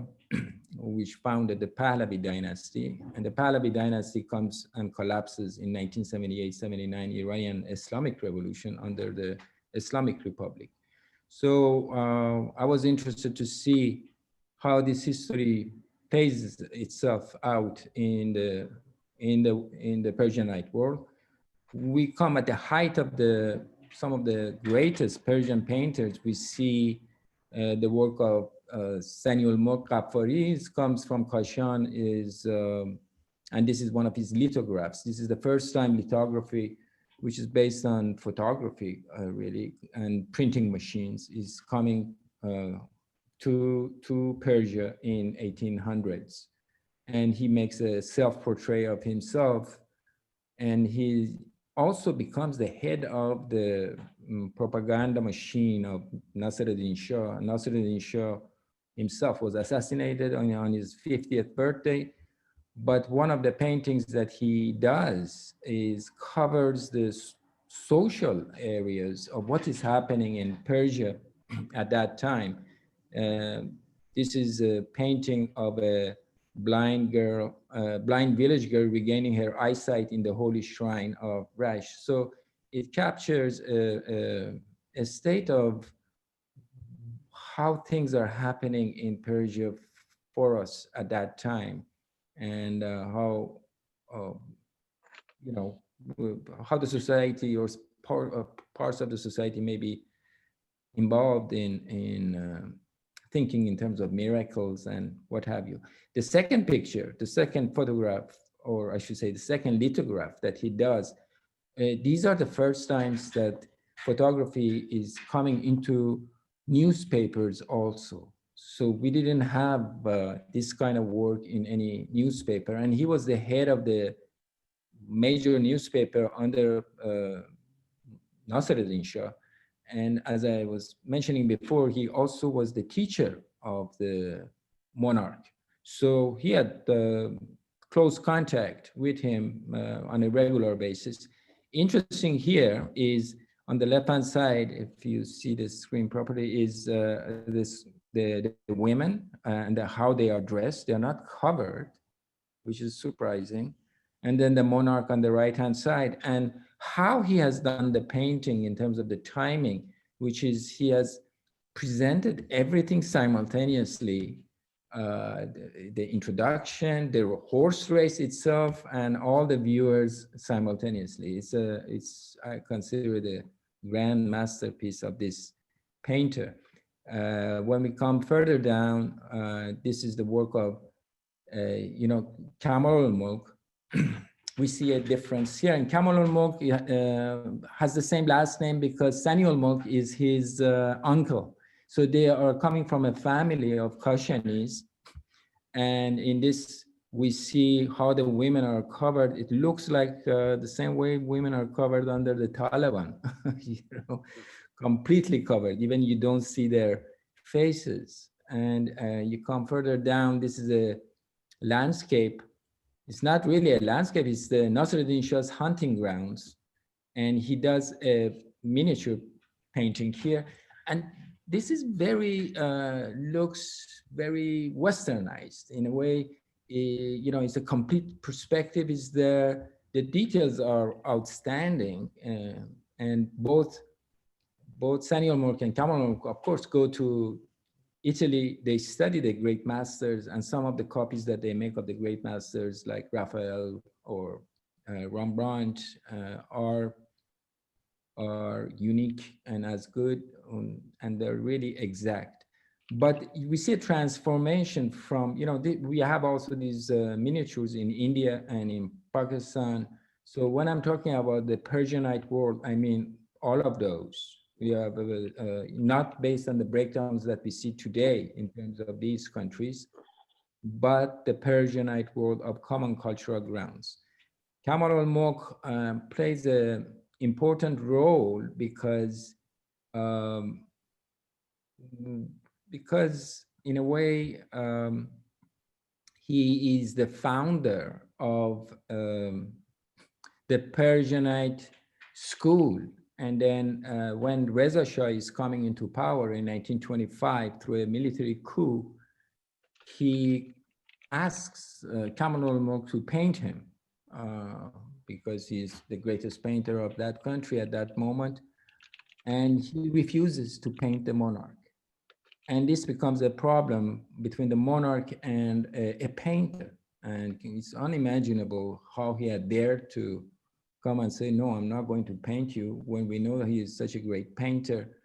And therefore, Reza Shah shuts down his school, and his students, who are also backgrounds of Islamic, some of them are coming from Islamic background, of religious backgrounds, Orthodox religious backgrounds, who are beginning to paint, is unique also, in the sense that some religious painters, it's a contradiction in term, because Islam bans painting on the basis of the verses in Quran. You are not supposed to be the creator, only God is the creator, and painting was never brought to Persia by Islam. So when you have the term called Islamic art, that itself is a contradiction in term, because Islam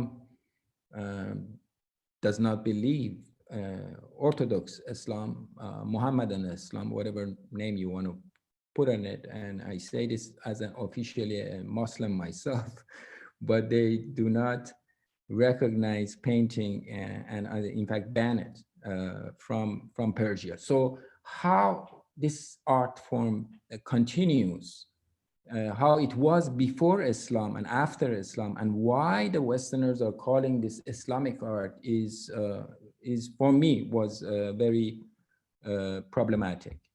When we come to further down,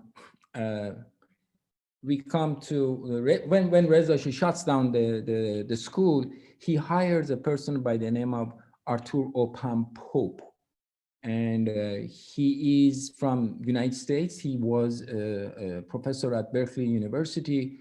He was married and then loses his job while he is teaching at Berkeley University, because he gets involved with one of her students called Phyllis Ackerman, who is a prodigy, is a great historian. He had a PhD in math from Berkeley, and I'm sorry, I mix the he and the she. And here we see her picture on the top of one of the capitals. And this lion is put at the top of the big pillar in the Persepolis, and we see her picture there. So Opham finally marries Phyllis Ackerman. He gets fired basically from Berkeley University just because he had a relationship with one of his students. But they do get married, and they come to Shiraz in Tehran. I mean, Shiraz in Iran, which is in the southern part of Iran, and they get involved in excavations of Persepolis. But Persepolis excavations, which I will show you some of the pictures, which forms the cultural politics of the time of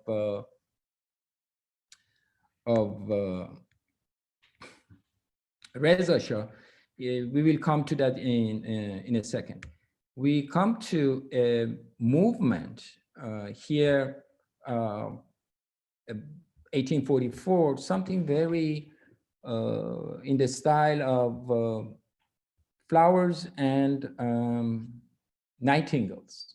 And this style of painting of flowers also develops in many places, including Japan and India. And this style is one of the students of Kamal Ulmok starts painting this. And I want to show you how the transformation of Persian painting styles develops. A group of it goes and becomes totally decadent, and another group becomes very interesting. A third group becomes more cubistic, more impressionistic, more westernized.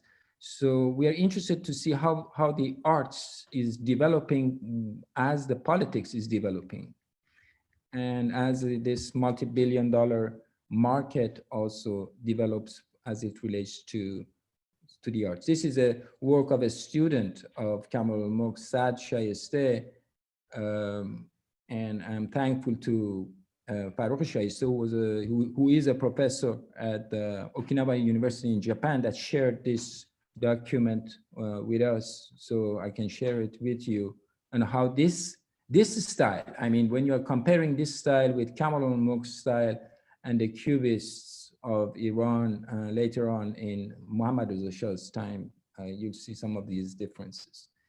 We then come to another, now Saad Shayesteh, the student, lives in an area, and this is a map of Shiraz, where he lives in this yellow section, and Alice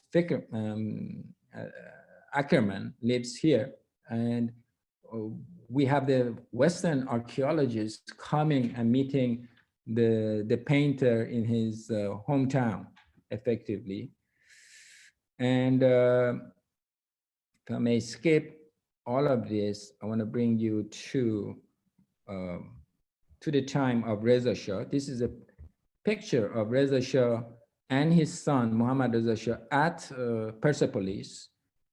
This is the funding for excavation of this site. And this is very important. This is one of the key issues in this paper, and it's new in its findings. Took me quite some time to figure this out. The amount of funding and where does the funding comes for these types of excavations in Iran and or in Egypt or in Iraq comes from the tracing it comes from University of Chicago Oriental Studies Department, but that department gets its funding from Rockefeller. So the Rockefeller Foundation, which is funding today educational programs, at that time, all of its money, that is in 1936, April of 1936, Rockefeller's funding was $15 million by 1936 prices. Okay. Now, when we, what I find interesting when I'm reading art history books and how they approach the arts of Persia, the first thing they say is that, well, you know, all the funding and all the way they learned about Persian history or what have you comes from the Western funded groups. Reza Shah's foreign policy or cultural policy was to project Iran as a big, you know, old civilization. And so we are going back to pre-Islamic times, to 500 years before Christ, when Cyrus opens up and brings international artists from all over the world, including Egypt, to Persia by opening the Suez Canal between Egypt and Persia. So the opening of the Suez Canal occurs 500 BC. If you go to the internet and you do a search on Suez Canal, they would say that the British opened this Suez Canal in 1930s or what have you. But the history of it is there, and it's important because suddenly we see also the connection between African art and Persian art, particularly in their early periods. So two characters suddenly jump up in this scenario of people who were beginning to work with Opham, with Arthur Opham Pope, who, as I said, was at Berkeley University, came to Iran and became the head of all archaeological studies in Persia. Now, you have to understand this, that the American representation of excavation in Persia comes into conflict with French excavation, because the French had this monopoly under the Nasruddin Shah's time. In 1800, they had complete concession. So we see a transformation, World War I towards World War II, we see a transformation of the power structure between the Europeans shifting towards the British and towards the Americans, which I call moving from Pax Britannica into Pax Americana. Once we come into 1920s, 1925, Open Pope is working also on Persepolis. A conflict arises between Herzfeld, who is most renowned person coming from Oriental Studies of the University of Chicago, versus Opham. And Pope is basically banned from photographing, and I will show you some of the photographs of that Persepolis. In any case, these are individuals. These on the left hand, we see Donald Wilbur, who is an associate of Pope. Pope hires him, but when we trace his background, he is also an agent that later on becomes very instrumental in the 1953 military coup in Iran. So what we do see are agents who are working in the arts, who are undercover agents that bring down the democratically elected government of Dr. Mohammad Mossadegh in 1953. So two military coups occur. One is in around 1925, Reza Shah, which brings the Qajar dynasty down. It's backed by the British and by the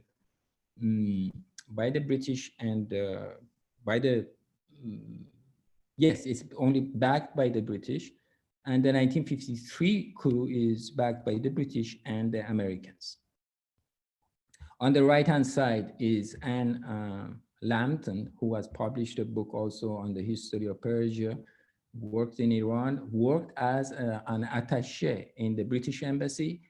I put her name here because she is directly involved in looking at the State Department correspondences between Iran and Washington of that time. When Mossadegh becomes the prime minister, announces that he is becoming the prime minister. And if, for those of you who don't know who is Dr. Mohammad Mossadegh, he was the one in 1953 called for the nationalization of the Iranian oil. So that means he came into direct conflict with Rockefeller and with British Petroleum. And these were the corporations. When we look at it, Rockefeller is funding the Oriental Institute of Chicago, in which we have all of this story in this paper and the history of Iran embedded in it. So anyway, she is the one that sends a direct message to Churchill or the State Department in London, calling for elimination of Dr. Mohammad Mossadegh by any means necessary, be it parliamentary means or be it assassination. So it's very tragic to see this, but this is part of the history of Iran. And then the plunder and the types of works that are excavated, we understand now that both the British, Americans, French, because you have André Godard, who remains the head of the archaeological excavations in Persia, are doing these kinds of excavation. All of this material comes to Goubinay, if I'm saying the name correct, to the Paris Museum, the Museum of Metropolitan Museum of Art, the Chicago and Oriental Department. They take to the Chicago Oriental Art Department, they take as an example, just a sample, 30,000 tablets that comes from Persepolis, and the tablets are the library of Persepolis when it's burnt down, because at that time there's not paper, all the material is written on clay. When we are talking about 500 BC, we don't have paper. And all of that still is under investigation to see and to read the cuneiform of what is that they have written. And it's mind-boggling because the material shows that they spoke at least 3 different languages simultaneously. And we come further down in this history of Persian miniatures. We also see that the Temuri paintings of that time. You know, the Westerners look at these works, some of them, they say, you know, the Persians don't know how to do a perspective. And I was reading one of the key works of another person by the name of Ettinghausen. And what really broke my heart is that they had access to everything. All of these manuscripts is not in the hands of the Persians. This is all scattered in different galleries, different universities, and or purchased by Rockefellers and the tycoons of the United States. Because one page of this today is, you can buy this for maybe $150,000, one page of it, and it's because this is a antique. This is 1400, and it's a unique work. We come down further. I go into the discussion of Reza Shah and the state of Persia's art. And this is Pasargad, the tomb itself. And then we come to how it looks under 1971. This is 8 years before the downfall of the Shah and the Islamic Revolution. You know, the position of what was the monarch's position as it relates to Persian painting and cultural politics of Iran, as well as what was the religious groups like the mullahs, the ayatollahs, what is their position then and now as it relates to the Persian art. You know, I discussed this in detail. You can refer to this paper, and I highly recommend that you do, because it is honestly, it's one of the best, hardest, most difficult and unique papers, having reviewed almost unbelievable amount of material that you cannot get access to. I give you one example. One of the source data sets that we discussed was Saniulmo, the painting that I showed you. Those works are not known to many, many Persians themselves, Iranians themselves. People who are doing paintings themselves don't know about this material. It's just a book. It's a book that I bought online on Amazon for like, what is it, $250, and you cannot find that book for $1,000 today, and it's not available. So the source material that I have used is very unique. Now you come to, so I highly recommend to go for you, because it's not possible in this presentation to discuss all its details.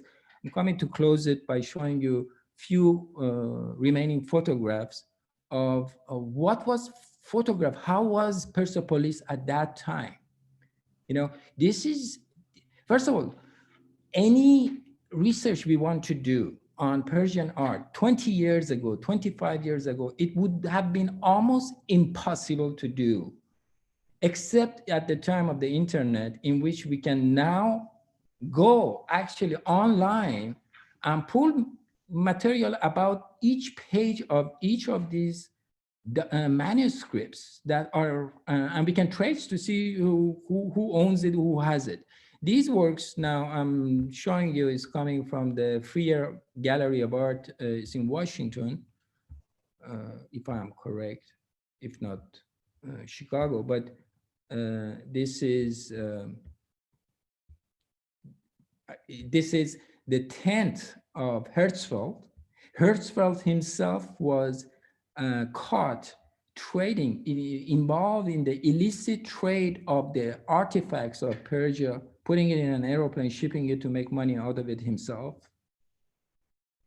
And then he gets, and the story is even deeper than that, because once he's caught, he's supported by the State Department of the United States, and they blackmail the prime minister of the time or they attempt to blackmail by saying this.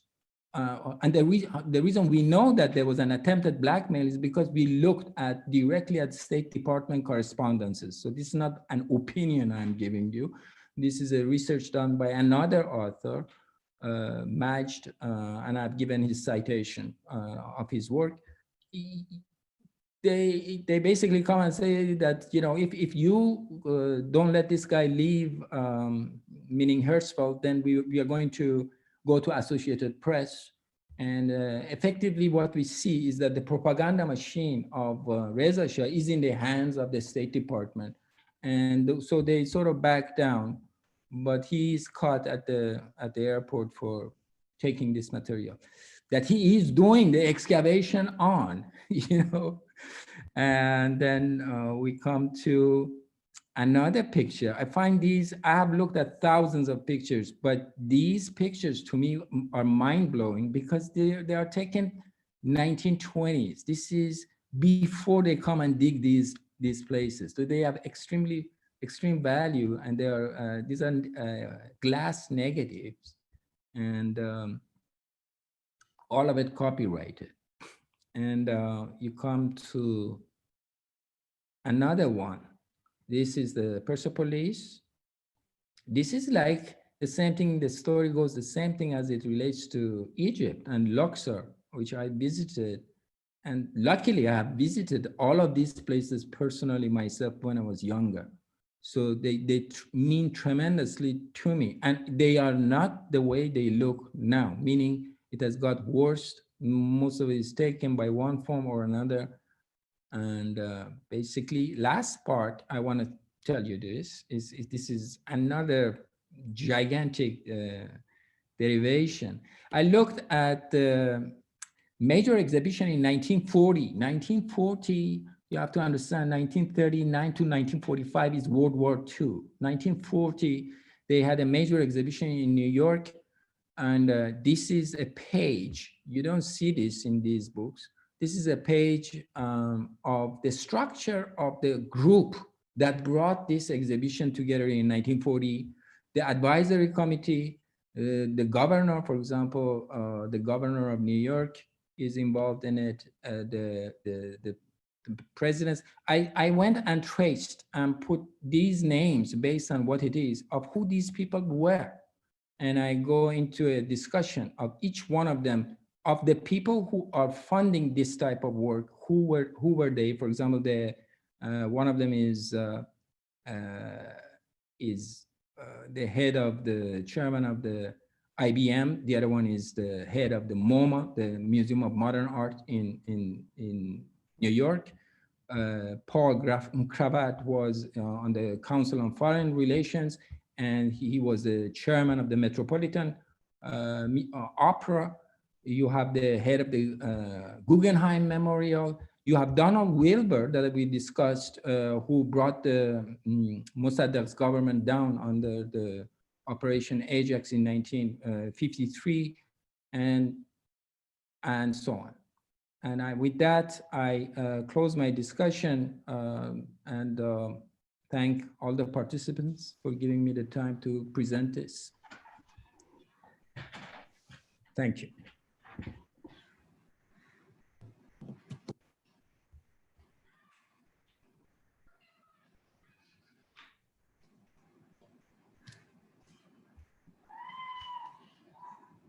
Sir, you're on mute. You'll have to unmute yourself.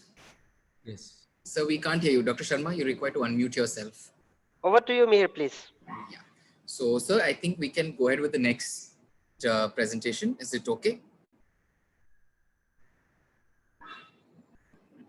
Professor Alemi, thank you so much for your valuable presentation, and really I appreciate your efforts. I know it's very early in the morning in New York, and you took all the pains to be connected with us. I remember we had been connected for past few days over your presentation. Thank you, sir. Thank you so much for valuable time. And I also take this opportunity to thank Dr. Rova Abulawi, who is with us. Again, welcome, and thank you so much for your valuable time to be connected with us. We'll be having your presentation, I suppose, after Dr. Gary's presentation.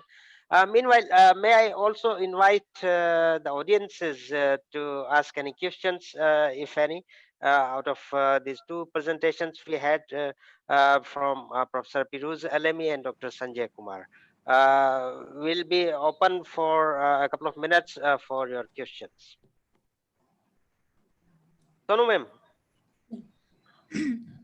First of all, thank you so much, Dr. Piruz, for your, uh, it was a great presentation. You have really researched a lot into that. Just something from my side. I did have an opportunity of presenting a paper on Islamic art and architecture somewhere 10 years back in Jaipur. And there were professors from Jamia Millia, and they objected to this term that I used, Islamic. So what you also mentioned that there was an objection to this. There is nothing like Islamic art because they don't promote that or they don't recommend that. So if you can elaborate upon that, what Yes, exactly is Islamic art? thank you, Sanu. The term has been used like Mohammedan art or Islamic art. Like if I walk today in the Metropolitan Museum of Art, it says here is the Islamic department.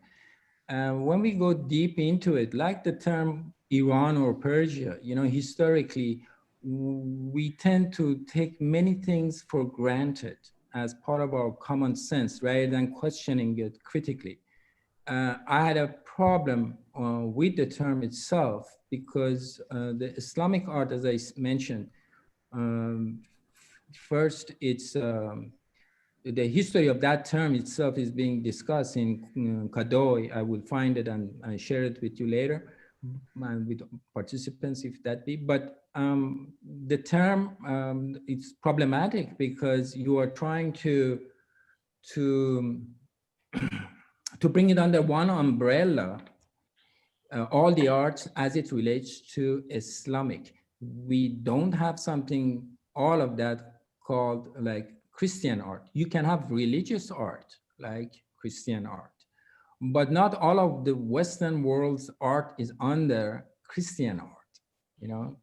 And the same thing goes with the Islamic art. First, under Islam in Quran, as I mentioned, they are against, the book itself is against painting. And then when we come to think about how did all these paintings then happen, it's not that Islam brought art to Persia. Islam, I mentioned this exactly, and I'm quoting you. Islam, from the paper, Islam brought zero painting to Persia. Just like we say Alexander the Great, right? What is so great about Alexander when Alexander comes to Persia, invades Persia and burns the entire Persepolis, and not just that city, other cities also. And those library pieces that I was telling you, the 30,000 pieces that was transferred, that was the library that has been kept. So, but we say Alexander the Great, we put the term great without questioning of what makes it so great. We don't say Hitler the Great. You know, we don't come and say Trump the Great.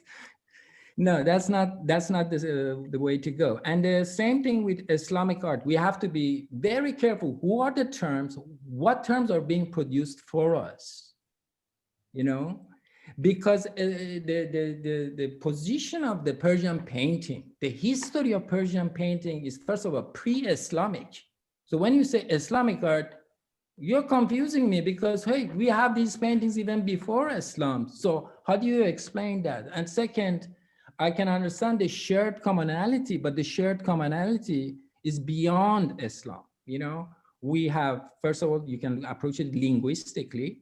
And I use the term, I'm sorry for the long answer here, but we can take the position from Toni Morrison, whom I hope you all know, who writes on African art, but he mentions this issue that everything is put within the framework of something called language, image, and example, meaning we learn things through language, we learn things through image, and we learn things by example of how we behave ourselves. So the same thing goes with these terms. The terms are extremely important because they're communicating something, and I would say they're miscommunicating it because Persian painting has always been about, first of all, it is a completely secular movement. We do have religious paintings, Islamic paintings. We even have miniatures in which they painted Muhammad, meaning Muhammad is going to like you would see Jesus or something not on a cross, but going to heaven or what have you. So that history is a history of struggle against Islam. So when you come and say Islamic art, it's like a contradiction in terms. Yes, I am sorry, I can hear you. Especially, when we visit those mausoleums and when we visit any such places, and then we find a certain type of dome structure or geometrical, some sort of geometrical figures or flowers being drawn. And then, what we get the idea is that because Islam does not permit any human figures to be drawn or something like that. So anything that you find art or painting in form of painting on those Muslim religious places, maybe that's Islamic art. And like, if you can really give me a word for that art form, that would be really, really very nice. Okay.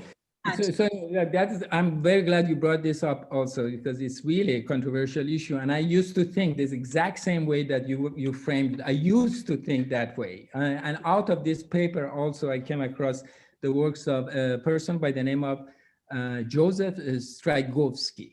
Joseph Strygovsky in 1901, this is a long discussion, but he gets into the controversies of the Vienna School of the History of Art.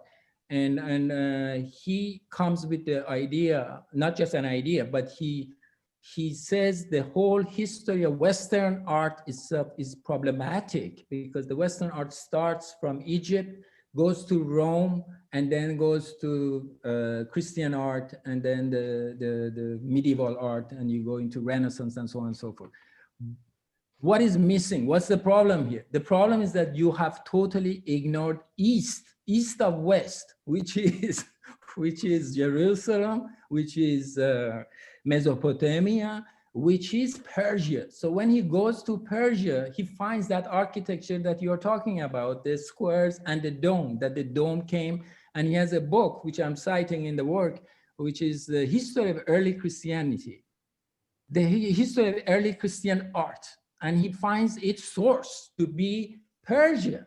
It's a Persian architecture coming from Persia, going to Mesopotamia, and then from there to early Christianity. And that is very difficult for them to acknowledge, because suddenly you're saying Christian. And there is a reason, because look at it, their mentality and their construct. First of all, Jesus was born in East, not in the West. Christianity came first to Persia. We have Nestorian church, we have the Christian church in Persia, what you see today in Armenia, right? Armenia is just next to Caspian Sea on the northern part of Persia, where today you see that unfortunate war between the Turks and the Armenians, right? And the Russians are there, and the Persians are pulled. All of that history again is repeating itself, but the Christian art finds its source in Persian art. So to come to the last part of your comment, so what is the term that you put on the Persian art? I would say I'm calling it Persianite art. I'm not calling it Iranian art, because that term also is introduced by Reza Shah, which delinks us from our own past. The world, the old maps you look at is Persian. It's not, and it's completely a distortion of what you're trying to do. I would not reduce it to the Aryan race approaches, and I would not mix it with that element. It is a cultural aspect of the Persianite world, which is common between India, Pakistan, Afghanistan, all the way to Mediterranean and beyond. And when you approach it that way, we are in a different world than Islamic art. Persian art is older than Islamic and older than Christian art. We go back as 8,000 years ago, just as the Indians do, and just as the Buddhists do. And then we know that because our shared commonality is that monism, at least one element of it within the framework of religion, was unification of Zoroastrian tradition with the Buddhist tradition and with the Christian world. And so I leave it with that. Thank you so much. Thank you, Professor Lamy. Yes, please. Any other questions? If I can see, Dr. Sanjay is there with us, sir. We have a couple of questions from our Facebook viewers, and Dr. Sanjay, are you there, sir?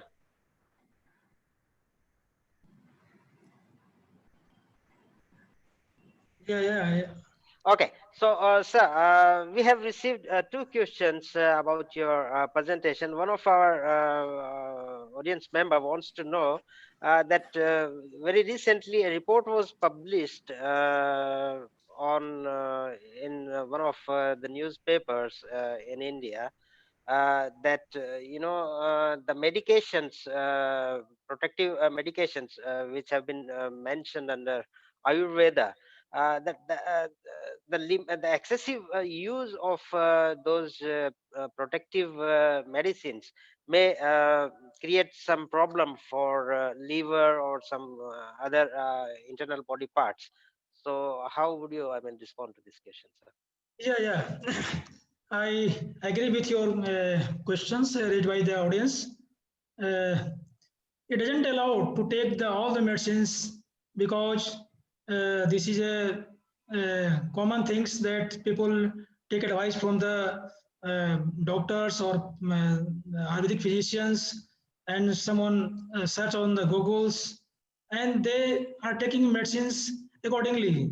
So that's why if you take any medications, then you have to advise from the Expert. particular doctor or physicians, then accordingly you can take it. Otherwise, there is a maybe interaction of herbs and the modern medicines, which leads to the various hazardous effects.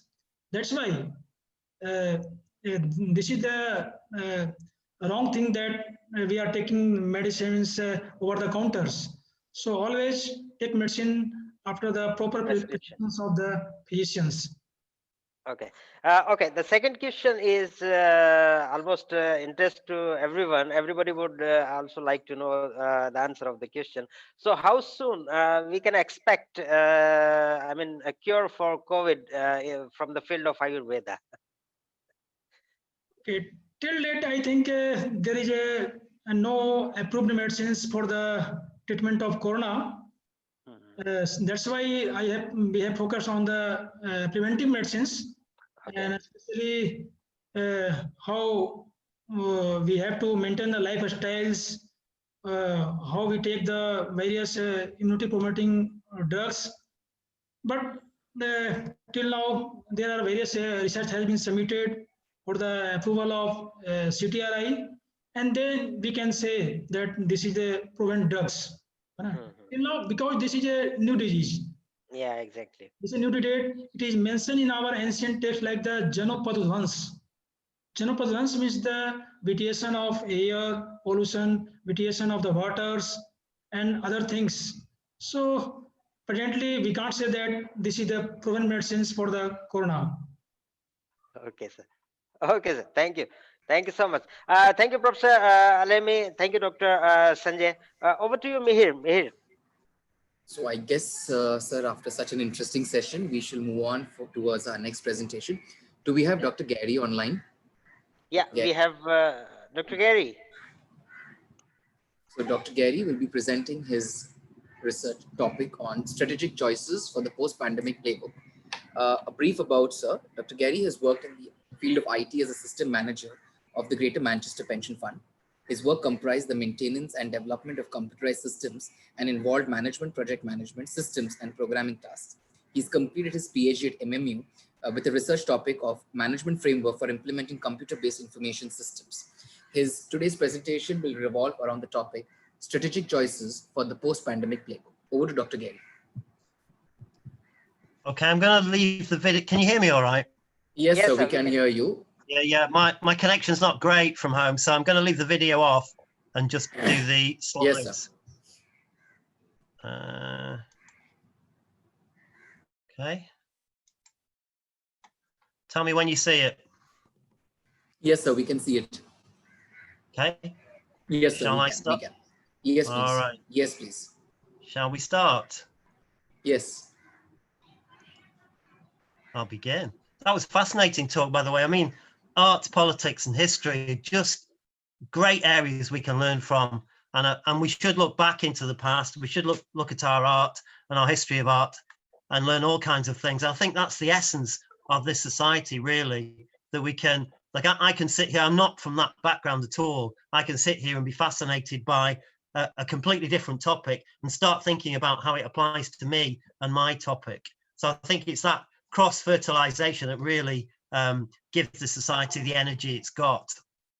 Okay, so let's talk about this. Really, I can't introduce myself any better than you did, so I think you know more about me than I do, but that's my background anyway. I teach systems, project management and business at Manchester Metropolitan University to a lot of students, and increasingly that's been online because we've changed our mechanism of delivery from face-to-face to online, as almost every educational establishment has done, and every business is trying to do anyway to try and get round the constraints of the pandemic. So what we're going to talk about today are strategic choices for the post-pandemic playbook. So what are our choices in terms of business and IT going forward? So my background is IT. I was an IT manager, but what I'm looking at here is the IT strategies in collaboration with the business as well. So what are the options for moving forward from the pandemic? What we've had up to now has been emergent. The strategy has been, we're in a situation that's been done to us. We have received it and we're trying to cope with it and accommodate it. And some people have made an advantage from it and actually made money. Other people have lost money and their lives and all kinds of serious losses in society. So what's the best way of moving forward? Because now we seem to have some stability. The vaccine is around the corner. The UK has already started vaccinating people. I know people who've received the vaccine, so it's coming. If it's coming to us, it's coming to you. So that means we can plan. We have a basis upon which to plan. We know that the future is going to get better, hopefully. So where do we go from here? So what are the choices? So that's what this lecture is about, really, this talk. What are the key strategic choices? I'm using examples from business, project and technology management, which I know the best. So let's start with a definition. What is a strategy? Plan of action designed to achieve excuse me a minute, to achieve an aim, an overall aim, or achieve a specific objective. So what you're looking at, set of objectives and methods of achieving them, usually formulated by senior management. I'm going to step out of this because I can't see it properly. Just 1 second. Let's move that across. Okay. That's better. So what we've got is this plan of action. You're going to try and come up with a plan of action for achieving a long-term aim. It's usually formulated by senior management. This is from David Needle's book on the business environment. And my definition, kind of putting things together, is it's an IT strategy is a plan of action designed to achieve long-term aims for the methods, systems, and devices used by an organization to deliver its objectives. So now we need a strategy to move forward, really, and organizations need that strategy in order to actually achieve their objectives and reset their objectives in terms of health, finance, the environment. So I'm thinking particularly of the economy, which has taken a huge hit. In the UK, our GDP has been reduced by over 20% in a very short time as we lock down, as our business activity is closed. That's been replicated across the world. Some areas had it worse, some areas had it better, but really, how do we recover from that globally? That's our position, and individually as nations. What's going on here? Just 1 sec. I think I'm going to have to close this for 1 sec and go back again. Oh, this is a pain. Excuse me 1 minute.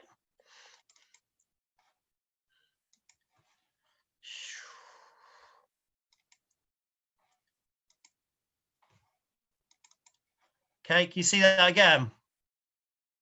Hello? Hello? Yes, we can see it. Yeah. Yeah, sorry, this end is not so good because I'm doing it from home. It's not great, right? I'm going to stay in that mode. So we're looking at key strategic choices.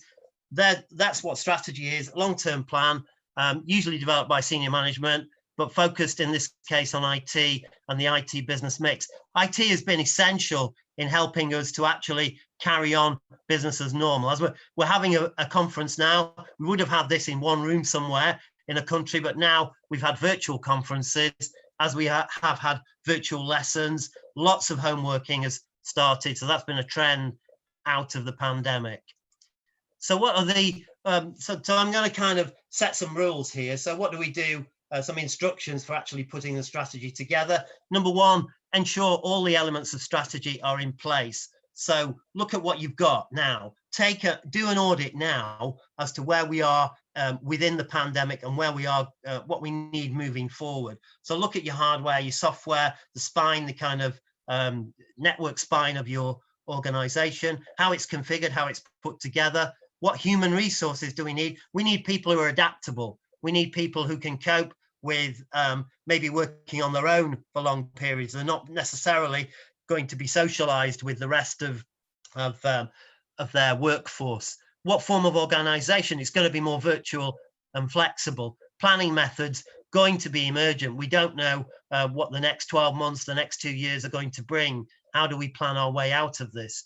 And what products or services can we deliver? Already we've changed. Already the pandemic has reinforced certain shifts. I'll talk about that on the next slide. But you know, if you're delivering a virtual product, you're probably having a better time than delivering physical products. But there are areas where physical products are still doing really well, delivered online, delivered to people. I mean, Amazon, all the postal services are doing pretty well out of this. Anybody who has online stores or products, you know, will have gained an advantage from this, as a kind of economic advantage, a strategic one. So where do we want to be, and how can we deliver our service? How can we adapt what we're doing? In education, we've gone virtual, we've gone online. We can't have big lectures full of people anymore. What we've got to do is do more online. And when we bring people in to the college, because they still want a face-to-face education, then they have to be socially distanced. In a large lecture theatre that seats 250, we have 50 people now. That's our limit. They have to wear masks. They have to sit apart. Who do we partner as well? Have we got the right partners in the pandemic for moving forward? Who are, you know, our strategic partners now? You have to have technological partners to deliver. You have to have a kind of IT spine to help you deliver your business, because you need to connect your employees by technology. That need is much stronger. And how do we fit in the environment? That's the crunch as well. I think one thing the pandemic has made us do is reflect on our relationship with the environment and how that fits, both in business terms, what succeeds, what doesn't, what can work, what is shut down, what is actually opened up, and what is enabled, and also how we treat the environment. The environment never did better than under lockdown. Certainly in the UK, what we found was carbon emissions were reduced. We found, because nobody was driving anywhere, factories were closed, the wildlife was flourishing. So lots of things have happened in the environment that were positive, and we wanted to hang on to those trends. We want to think about those in a much more positive way. And even in the UK now, we've taken measures to back that up. Our Prime Minister's putting forward proposals so that diesel and petrol cars, new production of diesel and petrol cars are banned from 2030. So, and that's brought forward 5 years, and that was brought forward 5 years. So we've gone 10 years earlier, if you like. Okay. So what about the options? This is most of my quotes are from European Journal of Information Systems, and I bring in the Harvard Business Review as well. Jacobides and Reeves are the Harvard Business Review. This is an article. I like to put in some 2020 ones because there has been some research recently on the pandemic and the effects. So what projects can we have based on trends from the pandemic? So that's the kind of $1 million question, really. let's take it from short-term to long-term, existing to emergent. What accelerates an existing trend? An example of that would be online shopping, which was already threatening bricks and mortar shops with online, particularly around Christmas. A higher percentage was being done online. It's certainly in the UK and globally. But now the pandemic has really accelerated that. 75%, according to a Waitrose survey, of UK shoppers now do their shopping online. So that's been a big shift. And that shift is likely to continue because we've really pushed that, because people are locked down, advised not to travel, then they're having home deliveries, then they're having click and collect and so on. A new lasting trend, home working has been a big thing as well. A lot of organizations, Microsoft, for example, 5% were home workers. Now it's closer to 50%. And home working is encouraged, even statutorily enforced in some cases. A temporary change, the example given in the article was board games, family board games, because families are locked down together. So there's an increase in buying family board games for entertainment, because presumably the family are bored, so they want to play games. And that would be temporary, because once the pandemic ends, then maybe those sales will dip. Temporary changes to an existing trend. Example of that is sports events. At the moment, the only way you can see a sports event is through pay-per-view. So pay-per-view subscriptions have gone up, and it's been a huge boost to the digital TV channels. But the minute that Manchester United and Manchester City, the cricket teams, the boxing, they open their doors, people will come in. Even now, the season ticket holders want to get in, and in some areas, we have actually allowed some people in to watch games. The limit, I think, is 2,000 in any game. But Chelsea, Manchester United, Arsenal can fill their stadium the minute they open it. So pay-per-view in that case is a temporary change to a trend that is going to revert back after the pandemic. So you've got to look at where you are on that spectrum. You've got to say, well, what is my business? Where am I going with this? And is this a temporary new change, or is it a new lasting trend? This is quite an interesting article by Hacker in the European Journal of Information Systems. What this looked at was several thousand tweets and how people used technology, web conferencing systems within the pandemic. So you're looking at Zoom, you're looking at Microsoft Teams, you're looking at anything that connects you through any kind of technology on social media. And what is the new virtual? So that they were looking for a definition of what the new virtual was. Web conferencing systems as a social technology, a way that binds us together in a social way, because for example, my works have social events online. The Christmas do was online, the Christmas quiz was online. It's a way of trying to get people together, even though you're all sat in your own homes. And what are the drivers to adopting web conferencing systems in the pandemic, and any barriers? We introduced it at Manchester Met. We introduced the Microsoft Teams inside of 3-4 months. Normally it would take a year, maybe 2, to sort it out, but they did it very quickly because the driver was there. The business would have been lost. We would not be able to deliver education, collect student fees and give them any kind of a pathway onto a degree without that online platform. So that had to be delivered. We had to change. We had to relearn how to deliver lectures and so on. So, and the new vulnerability because of reliance on web conferencing systems. Security is a huge concern. You're connecting your staff, and you've got industrial secrets that can be sold, then they can be hacked. So security becomes more important, particularly as hackers are more proactive. Even there is such a thing as state hacking as well now.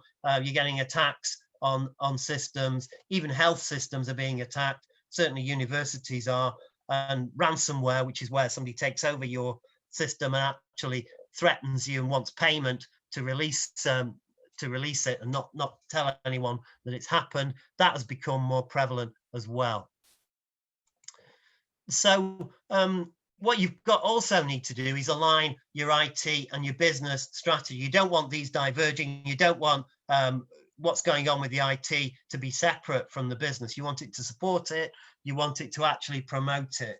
And if you don't line these up, then basically IT is going its own way. People are communicating, but not focused on the business, maybe socializing rather than actually concentrating on the business. So you can't support the way they do their job.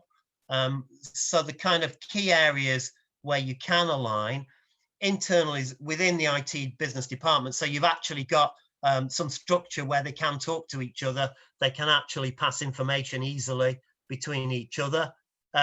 Your process, so you set the processes up to do that. You can have fault logs and change requests moving. You can have information flows and knowledge sharing.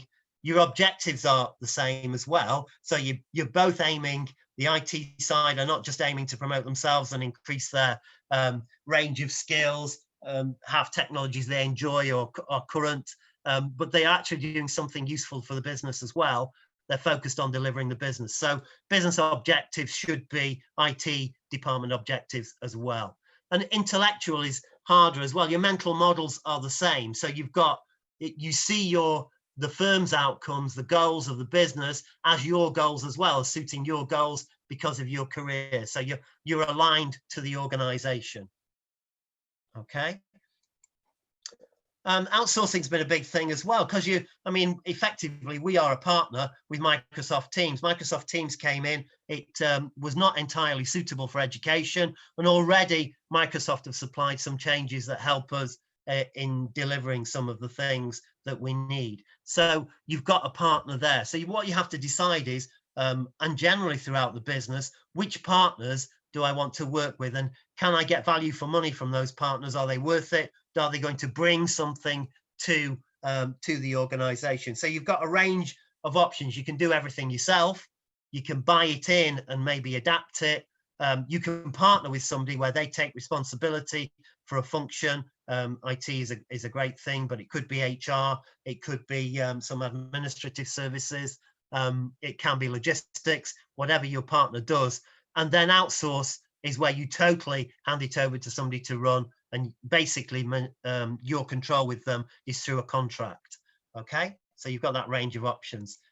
Making that decision, whether you outsource or offshore, which is outsourcing to somewhere else, another country, or maybe using another part of your organization in another country, because that has better access or technology, or you have advantages of raw materials or people in that area, you need to consider why you'd make those decisions. So again, that's part of your strategy. Let's look at the big picture. Let's look at where we need to be and where are the areas of specialism that we need to adopt. Do we need to develop them ourselves, or do we need to look to areas that have already developed them, companies who've already got facilities that we can use? Cloud computing is a good example. If you go to Microsoft or Google, they've got developed services, so they can run your systems for you.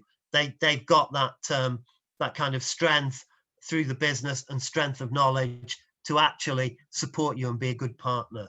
So you've got to look at what's going on and what is important. So you make your decisions in line with an assessment. Look at the present situation, decide what is core and non-core. Non-core is what you want to outsource. Core is what you keep for yourself, because that is what you deliver. That is your unique selling point as a business. If you're a university, your core is your lecturers and the skills they've got, their research, their knowledge, their ability to deliver teaching. So what is non-core is the mechanisms of delivery. So you can hire a lecture theatre and put them in it, and in this case, you can buy Microsoft Teams and teach them how to deliver online, because that is you're training them to deliver under a different mechanism to cope with these circumstances, these operating circumstances. Efficiency as well. What's going on in the market? Do I make it or buy it? If there is a product out there, I don't need to develop it myself. I don't need to develop my own networking tools. They're there to buy, and I've got good partners, reliable partners who I can buy from. Feasibility as well. What are the risks and opportunities there? What kind of risks am I taking? What opportunities? I used to work for a pension fund. They were very risk averse. They did not outsource anything they could. So they had their own server. They wouldn't outsource to the cloud. They looked after it themselves. They had their own firewalls and security. It wasn't contracted out to anyone. Everything was done in-house that we could. Our partners, we had very strict contracts with, and we really controlled what was going on. So depends on whether you are risk averse or you are happy to take that risk and what opportunities are out there. Select location as well. You've got to decide what kind of method you're going to use, what country and what partner. So you have a look round, you decide, you know, what do I need on the market? What are other people doing in my industry, in my areas? Do I want to be an innovator? Do I want to be a leader? Do I want to let them take the risks first and have a kind of strategy that depends on how well other people have done, and maybe not be on the leading edge, but actually be behind it? Be certainly the pension fund had that view. Let other people take the risks. We will step in and get a proven product. We will use a proven product. So you make the decision as to where you want to be. I mean, on the investment side, they were much more, they were prepared to take risks with a certain percentage of the portfolio. So they were much more looking for opportunities there and prepared to outsource and spend money and invest to gain return. Okay. So determine the strategic approach. So you go through a number of phases. You've looked at your partners, your resourcing, you've decided what you're going to outsource, what you're going to retain in the business, what is your core business. So you've got to look at technology as well. Every technology has a life cycle, so you have to be mindful of that. If you're buying into an old technology or you're retaining a technology, that has a cost. That has a cost because it's less efficient. That has a cost because your workers are spending more time actually using it. If you keep old laptops, that may be a great saving kind of immediately, but you know, now you're not spending the budget. But if your workers are actually taking twice as long to do anything, that is a huge overhead for you because you're paying their salary while they do it. It's taking them 2 days to develop new materials for you instead of 1, then you know your costs are increased. You decide, take a perspective on where you want to be. Are you going to be an early adopter, have all the advantages of establishing the brand and demand, or the disadvantages that you've got the higher costs of development? The difference here is, say, or a late adopter where you've got the advantage of someone else has gone first and taken that risk, and you can look at which part of the market you want to be in, but you're not the brand leader, you're not associated with the brand. Example there might be Apple, who continually innovate. They want to be on the leading edge. They want to create products, even create markets. The iPad created the tablet market. Or a late adopter like Samsung, who step in, the risk has been taken, the market's been established, but we can establish good profits as Samsung by stepping back and saying, where can we actually leverage advantage? We can put a cheaper product in there. We can maybe evolve the product and pick on a particular market share. So you've got that. You're not associated with the brand, but you are stepping in to pick up advantages where you are strong, you know, in creating a product that replicates what the brand leader has done. Okay. And you take a portfolio approach. This is going to be particularly interesting when it comes to environmental products. The example I use here is if you have a number of products, then you will have products out there that are leading in the market. It might be, for a university, that might be courses, certain courses. You got the global MBA that's online, that might be a big leader for you. If you've got you know, more standard business courses, maybe they're out of date, maybe they need retiring. So the example I often use here, leveraging against IT innovation versus business profit, is the car market. If you've got, certainly in the UK, if you've got an all-electric car, that might be your leader. That might be something that's going to sell well because increasingly regulation is going to say that is the car you have to drive. If you've got the potential one is where you've got something new that hasn't been leveraged yet. So it's got the IT innovation, it's not been leveraged. So the example there might be a driverless car, where you've got something that will really capture the market, make a difference. And Tesla are working on it now, and a number of companies. It's got potential, just needs leveraging. You've got standard products where there are high business profits, but IT is no longer new. For example, your hybrid cars are out there now, still making good profits, still produce them, but they're not the latest technology, so they're still worth doing. And then you've got ones that produce low business profits and low on innovation, really need replacing. So your petrol and diesel cars eventually are going to be in that category, because certainly in the UK, you're no longer going to be allowed to sell them after 2030. So yeah, I've said all that. So you've got determine your strategic approaches is, what do I have a planned approach or emergent? Very much the pandemic was about emergent approach. If you're working for a supermarket, you've made extra profits because supermarkets were virtually the only place anyone could go, either virtually or physically. So you could sell other things. Tesco in the UK, they're a bank, they're an insurer. You can buy your pet insurance, you can buy electrical goods, you can buy clothes. So when they restricted non-essential stores, food stores remained open, and they remained selling this stuff as well, both online and in store. So they captured the market. And other rivals, for example, if you were a clothes shop and you were forced to close during the lockdown, you couldn't sell anything unless you did a bit of work online. Whereas the supermarkets had that captive audience, their profits have increased. They are actually recruiting. So they have done well. So if you're in the right area and it's opportunistic,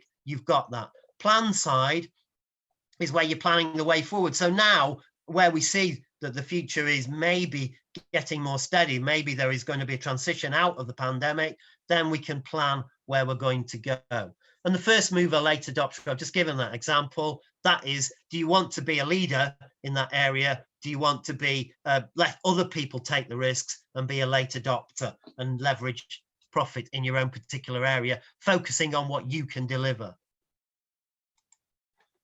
Okay. The big thing also is we've become more aware of society and other people, and maybe considering the environment more. Even the latest regulation on the car industry has shown that very much. We certainly got a Prime Minister who's very interested in that in Britain, and was famous for his e-bike scheme in London, and getting away from motor cars and anti-pollution measures. Very much signing up to this globally and locally. So you've also got this. This is again an article from Harvard Business Review. You've got dual companies that emerge. I mentioned this at a previous conference, where you've got both a social and a financial objective. So your social side might be about people. It might be about the environment, where you're trying to save the environment. So the company has two objectives. One is to make the money to sustain them, and the other is to deliver some kind of social good, something that will improve society. The example they gave was a company, American company, that sold cheap, nutritious food to students. So you could achieve both objectives at once. The more you sold, the more you delivered, then the increased impact you had on society in terms of you were helping those students with cheap, nutritious meals, but you're also making finance out of it as well. Others are not, so there can be a conflict between what they're doing, particularly if you're, say, retraining people for the job market. Then the better you do that, the more likely they are to get a job, and your company doesn't make the profits from their work. So you can have conflict there. So you need to set up the organization in that way. If you're going to have these environmental objectives, and certainly a lot of companies now subscribe to this, they certainly want to take corporate social responsibility, then you have to set up the structure. You have to get the employees to buy into this and get the right kind of employees that can do that. And the leadership should set the example as well. They shouldn't be wasteful, they shouldn't be focusing on the profits entirely, but they should subscribe to the environmental objectives as well as the finance ones, so that you deliver both. So it's this new kind of dual business. The idea is there. And lastly, my contribution really, which is to try to put together an IT. This is kind of, if you look at the paper, it's gives it in more detail, but I'm giving you just the highlights here. You have categories of strategy, so you make the choices. So you look at the kind of 3 factors here are, look at the environment, the impact on the environment, look at the dependence on IT and your relationship, the way you leverage it as a business, and look at competitive advantage for the business. So in the top quarter, innovate this is the Apples, this is Netflix, these are the people who deliver virtual products or technical products. They have to innovate because technology is their product. That is what they are selling. Okay. Support and maintain, where the competitive advantage doesn't come from technology, but they're very highly dependent. A lot of businesses are now like that. If you've got an online business, if you've got a factory, you've got a smart factory, that will depend on the technology. If you've got an e-business where you are selling some physical product, supermarkets are like that, then you depend on the technology to allow them to do click and collect and click and deliver. So you need those. Banks do it as well. They've got financial products, that's what they're selling, but they use their systems to actually deliver that, give online calculators, e-banking, and tech finance, fintech companies as well that mix finance and technology and deliver financial services online. If you have competitive advantage, but your dependence on IT is low, you may need to, that means you've got potential there, you may need to align it. You may need to actually increase your IT quotient to actually deliver the product. So you've got something there, but you maybe haven't aligned your IT to actually deliver the product and take advantage of it. And in the lowest quarter, improve, assess, is where you're not really getting value from your IT.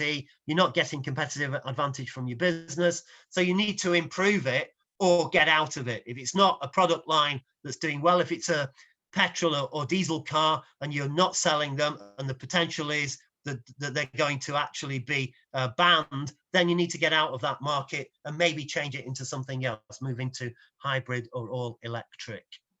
Okay. So it's a difficult choice. I mean, the environmental factor is going to be a larger one there. I think once upon a time, I'd have put this together just stating competitive advantage and dependence on IT, but now the environment is a big factor. Impact on the environment is becoming more than just kind of tokenistic for firms. You've got to think about that. The pandemic has tried to make us think about our environment, and certainly that should be a factor in any business or organization decision. Okay, thank you very much. You can still hear me? Yeah. Okay, I can talk to you. That's me. Thanks, guys. Thanks for letting me talk as well. Thank you. It's very good. Sir, your voice is not audible. Dr. Sharma, you're on mute. You're on mute. Is he not talking to us again? Hey, over to you, please. Thank you so much. And please invite the participants for any questions, please. Thank you. So we leave over to you, mate. The discussion open for anyone who, in case you all wish to ask any questions, you all are free to probably put it on chat, or in case you all want to ask, you can raise your hand. We can surely take your questions. Anybody would like to have any questions? Yes, ma'am. Yes, Sonu, ma'am. Yes. Mine is not a question. It's just a small observation and appreciation. You talked about the accelerated pace of technology in these COVID times. And then you talked about companies with social responsibility, because this was coming in my mind that usually when the change is quite gradual and people slowly they adjust themselves to certain circumstance. When technology has taken up so much in this year, what will be the condition of employment around the globe? And we know that so many people have lost their jobs. So you did come up with a very nice thing in your presentation that, that the company should have that responsibility, social responsibility, that they create more jobs for people and especially environment. So that was really, really nice. Okay, that's good. Is there a question in there? Yeah, it's really, I think that's important. I mean, you look at, I mean, I was working in Manchester Met in March. I went in one day to deliver classes, and at 8 o'clock that night, I left the building at 7. 8 o'clock that night, our VC said, no one comes to work tomorrow, we're going online. That was it. So literally, and it's not a university that delivers a lot online. So we had to make it up from there. People, we were on Skype, Zoom, anything we could find. And gradually we've kind of got, okay, well, let's organize ourselves. So it became emergent. We were looking at Microsoft Teams, get it in, train everybody. Now we'll change the way we teach. We're going to go to block teaching. Everything's going to be done in modules. So kind of, let's get the technology right and then think about how we can deliver it. And what happens if now we're delivering a face-to-face class, which is still what we sell in Manchester, and if there's a COVID issue, we can flip that online the next week or even the next day. So it's kind of emerged to do that. And during that time, you've heard of furlough in the UK, where the government pay a percentage of your wages, basically the workers are laid off. Manchester Met didn't furlough anyone, everyone was paid. So we kept going. So we're the example. We did it right. So I feel like I can lecture a little bit on it because we didn't sack anyone or get rid of anyone. And I know that's not been the case with other universities. A friend of mine works at a nearby one, and he was furloughed for the whole of summer, which meant sent home, paid less of his money. And then he came back and found his job had gone and he's having to find another job. So, these are tough times, and there will be a shakeout while companies readjust to this. But there are growth areas as well. If you're online, you're on the online business, they're taking people on. Supermarkets are taking people on. So it's really, how can we exploit that? How can we turn it round? How can we keep going? Even on the social side, somebody teaches yoga. She went to doing it through Zoom, teaching through Zoom, charging £5 a lesson. So, we can adapt, we can keep going. It's how do we do that? There will be a shakeout, but if we can grow the economy in other places, then we've got a chance. But we've got to face Brexit as well. So, we've all got our own challenges, haven't we? The challenges here in India are quite advanced. They are really more in comparison to your country. And I really wish that the companies are that socially sensitive for this, and that's really nice that you are going forward with training in small pockets. And when people are trained into something new, then it's really going to be very beneficial. Yeah, it's the problem isn't the same. It's different in every country. Every country's been hit a different way. But I think what would be good is to sign up to something where we help each other. I mean, already the big drug companies, AstraZeneca, have said we're going to distribute it and not make a profit from it. We're going to send it abroad. And the Oxford vaccine is with AstraZeneca. They've already said we are going to put that out without making profit. We're just going to recover our costs from it. And that's the kind of thing you want, isn't it? You want the World Health Organization to be subscribed to. You want every, because if it hits one country, hits us all now. It's a global economy. We trade with each other. Once one bit hits recession, then the rest struggles. Would that Donald Trump had quite got that, but there you go. Hey ho. Is there time waiting for my American friend to come in now and say something. That's your cue. Okay, yep. Yeah, over to you, Professor Lamy, please. Gary, thank you for your good presentation. Thank you. Thanks for yours. That was really interesting. Thank you. My question is I went to Luxor as well, and you're right, it looked nothing like those pictures. If you consider these two areas, artificial intelligence and the other one, languages itself,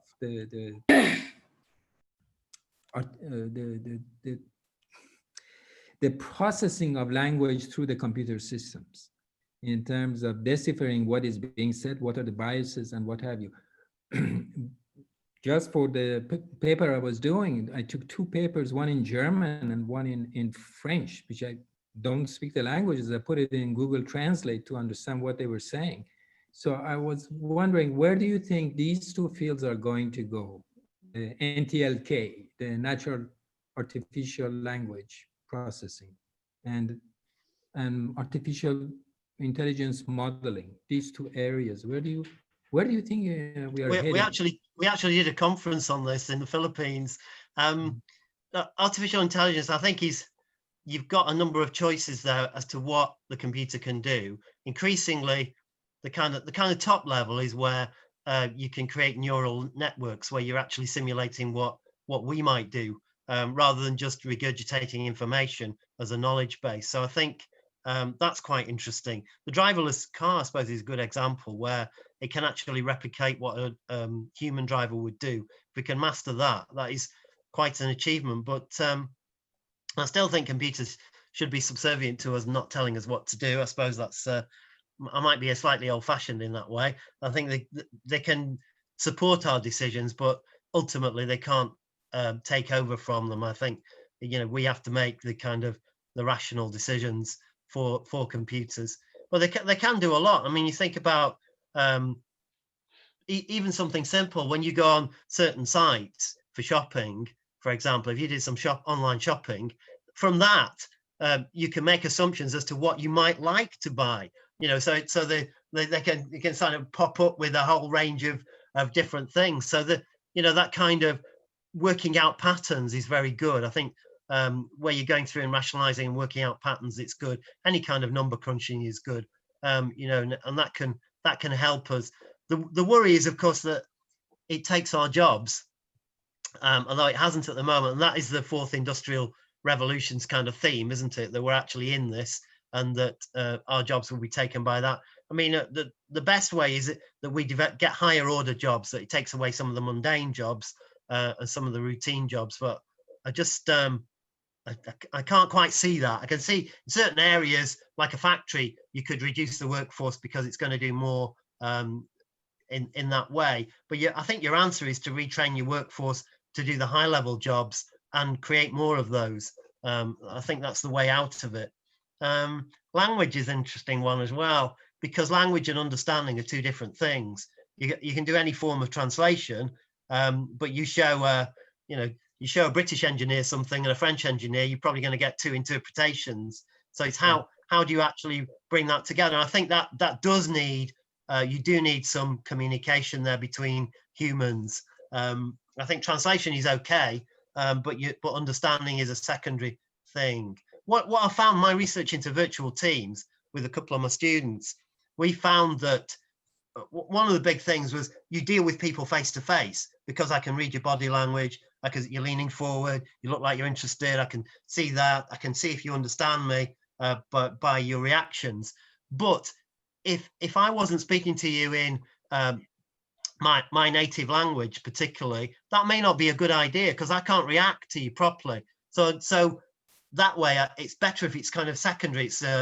It's not synchronous but asynchronous, that you actually send me something, I translate it, then I try and understand it, and then I retranslate it into an answer for you, and then send it back. So I think sometimes we need to step back from the virtual and the instant, which is where we're going, and reflect on what we actually understand. And I think you need to communicate in several ways. You know, if you go to a global online meeting, you all come out with a different idea of what's happened. So then you need something to come back and say, you know, well, that's what I understood it as, and you can say, oh no, I didn't understand that, and you know, maybe that's an email, maybe that's a document, and so on. So I think knowledge reinforcing and understanding reinforcing is just as important as translation.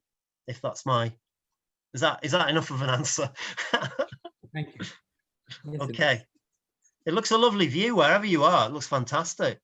It's New York. I also wanted to greet Professor Alemi to show us beautiful morning of New York, showing us.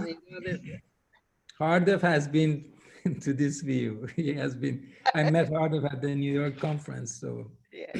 This is New York. He's been everywhere. Hardef's been everywhere. Thank you, sir. Thank you. Thank you. Thank Over you. to you, mate. Yeah, thank you so much, sir. We shall now move on to our next presentation. May I please invite Professor Dr. Roa. She is currently Professor, Department of Applied Arts, NH National University. She is associated with our organization for a couple of years. She has contributed in several events, including the event conducted in Manchester and several recent online webinars. Her topic today will deal with architectural infrastructure and learning during and beyond COVID-19, school learning and interior design focus. Over to you, ma'am.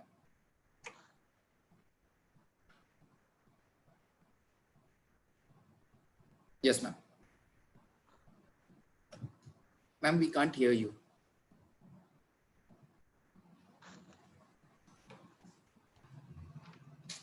Now you hear me? Yeah. Yes. Yes, sir. Yeah, first of all, thank you for all IAARHIES for inviting me for this webinar. And it's a great pleasure for me to be here again with IAARHIES to present for the next time this year. And a special thanks goes to Dr. Hardeep, who's inviting me. And I'm sorry that at the beginning I apologize for this webinar, but because nowadays we are under, closure and Palestine is blocked because of COVID, we are retained to teach online. So I have a chance and I changed my mind to be with you again.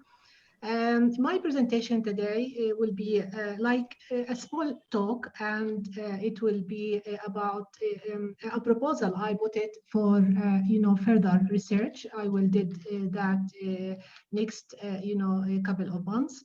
In my presentation, I will concentrate on my home country, Palestine, in terms of what is the architectural infrastructure and learning during and beyond COVID, school learning and interior design focus. Before starting to talk about that, I will share with you this image. Maybe some of you know that, or maybe all of you know that. This is like a metaphor used for coronavirus versus butterfly effect. And that means the flap of butterfly's wings in the far east ultimately can cause a tornado in the far west. And this is actually what happened in terms of coronavirus when it is started in China. All of us know that coronavirus disease is an infectious disease that can spread from person to person, and this COVID. এটা বন্ধ কর, आवाज आ रही है तुम लोग के इधर से।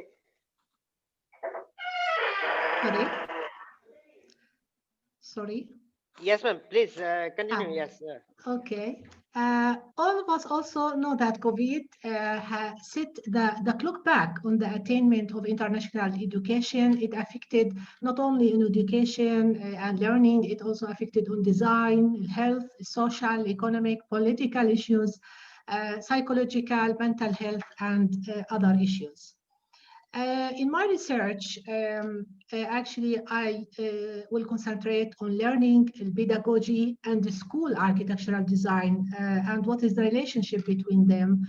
And I will figure out the effect of the architectural environments on the outcomes of learning, and what can COVID tell us about the future design scenarios, particularly for schools. Because in Palestine, we faced some problematic issues in terms of the schools rather than learning and teaching at universities.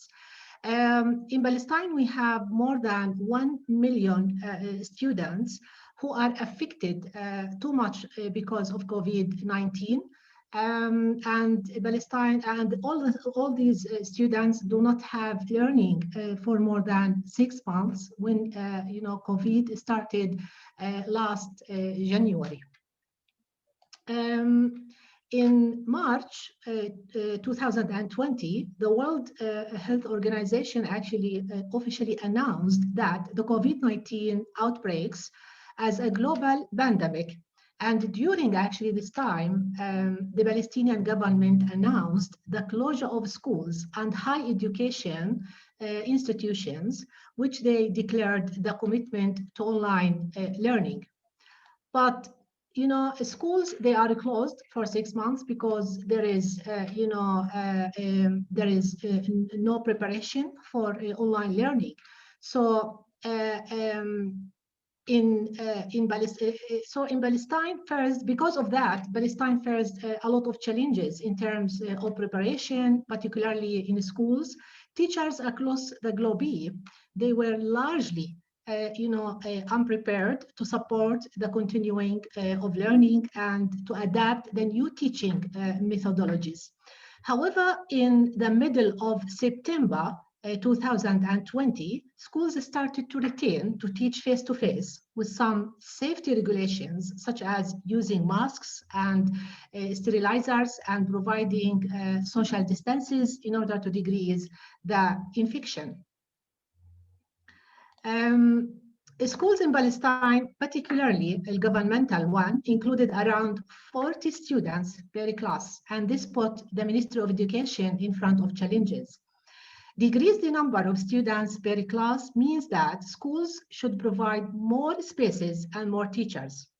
However, to overcome these issues, they divided the students for every school into groups. For instance, class 11 can go to their school 3 days per week, and next week they can have classes for 2 days only, and they, change again.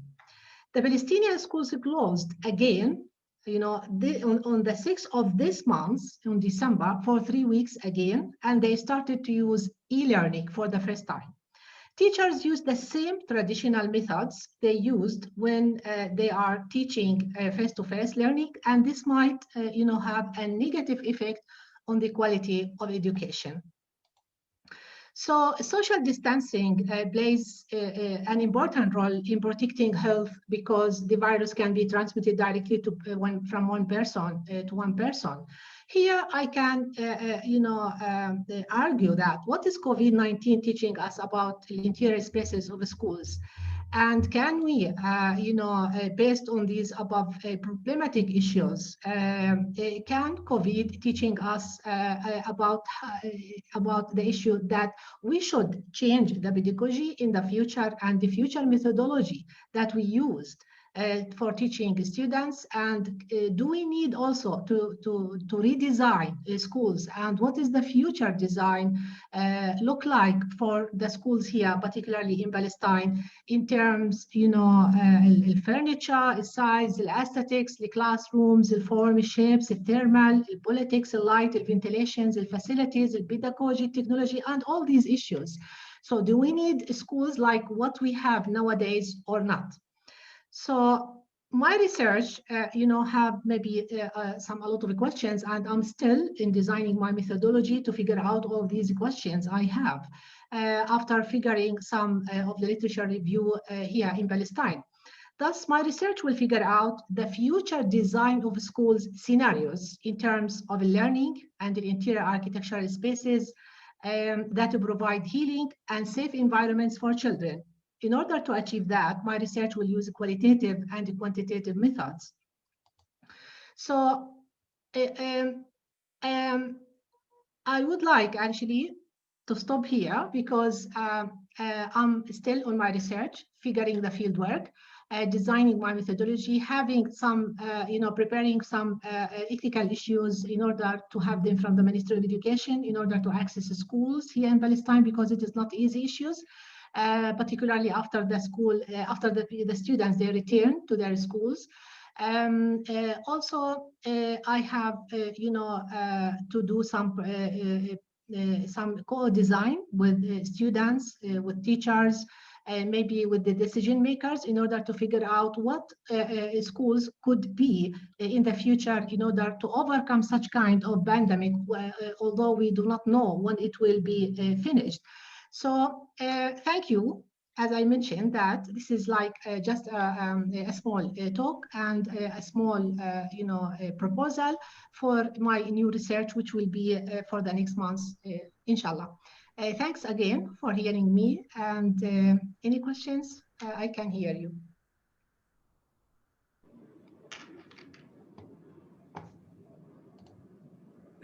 I have one question, Spirouz, if I may. It's actually a comment. The pictures that you showed from Palestine and the educational system, it's fascinating to me because it brings suddenly that society so close.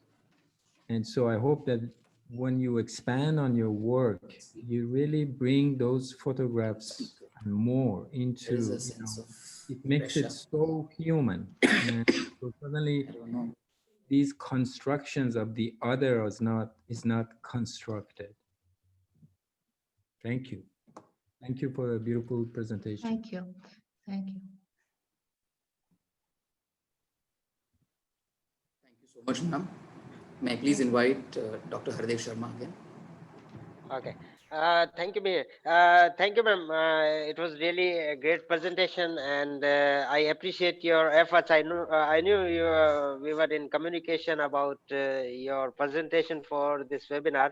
We are really glad that you were able to spare moments for us today, and really I appreciate it. And thank you so much on behalf of the entire ERS team. I Thank you. hope in future we'll be able to, I mean, meet during in person. Yeah, to show you my results. I hope so, because it is, I think, yeah, accessing the schools and having such a huge data, because I will have qualitative and quantitative. Yeah, it's not easy, but hopefully maybe Yeah, next year I can present, yeah, my results as I mentioned for you in the email. Thank you. that will be great, ma'am. We'll certainly be happy to host your future presentations during our future endeavors. Thank you so much.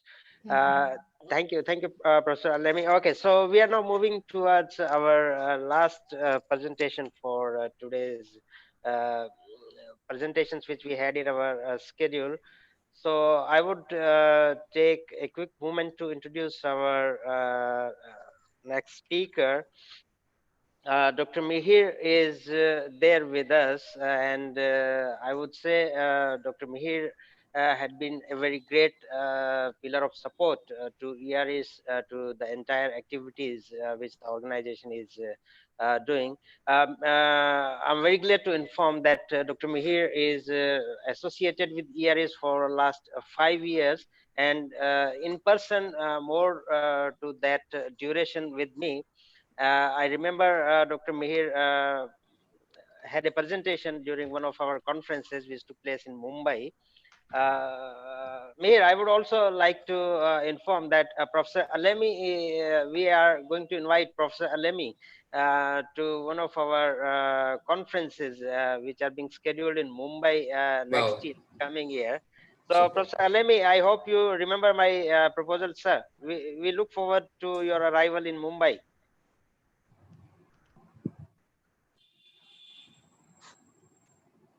Okay, so Dr. Mihir Dilip Kalambi has completed his PhD in Commerce and Management from the University of Mumbai.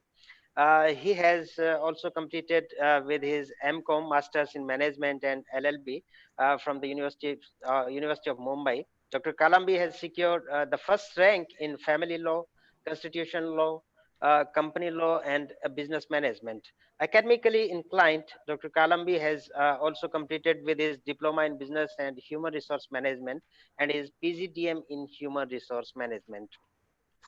Uh, well, in terms of his UG and schooling, he is graduate from MI, the Honkar College of Commerce, and has completed his schooling from Arya Vidya Mandir, Bandra West in Mumbai. All of 31, Dr. Mihir Dilip Kalambi has presented over several research papers and articles at national and international conferences. He has also written books, chapters on management, interviews, techniques, and personality development that are ISBN recognized. Dr. Kalambi has been bestowed with a number of academic awards, such as the Research Scholar Award, Excellent Paper Award, Outstanding Paper Awards, Dedicated and Innovative Business Management Practitioner Award, and several more. Dr. Kalambi is a member of the Society of Innovative Educationists and Scientific Research Professional, Chennai, Indian Society of Business Management. His affiliation is numerous organization is I'm sure each and every organization he is associated with must have got all his I mean bright support.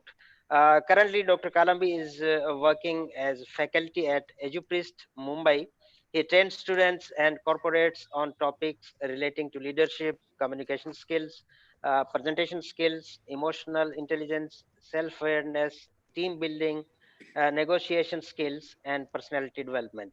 Prior to working with Prestine, he was working at VP Hospitality Private Limited and was actively engaged in developing and delivering training modules relating to training and need analysis, behavior development, and competency development, soft skill trainings, communication skills, problem solving skills, and customer service skills. Over to you, Mir. Thank you so much. Thank you so much, sir, for such an elaborate introduction. In fact, being the last speaker, I did have some pressure, but I think right now the pressure just keeps mounting onto my head. So anyways, thank you so much for this wonderful introduction. And it's really an honor to probably exchange and speak about what I really feel. So I won't take that much time because I completely understand that, we've been there together for some time. Keep it a little short, but just make my point really clear to everyone. If you look at the way our conference started, we had Dr. Sonu who spoke about the theme. She spoke about what exactly the conference was all about. She spoke about COVID-19 and the way forward. Now, a very interesting statement that was passed by her is the way forward. Now, if you've got to look at the way forward, in order to keep tomorrow better, you require to keep your present absolutely in place. Being a person who is into training and development, somebody who really understands that it's not only your technical skills that are very important, but also your other holistic behavioral skills that play an absolute important role in today's world. And which gets me to a very interesting topic. How do soft skills really power organizational performance? Let's understand a very interesting concept. And this concept is there in each and every presentation that I do. Probably I'm in love with this term.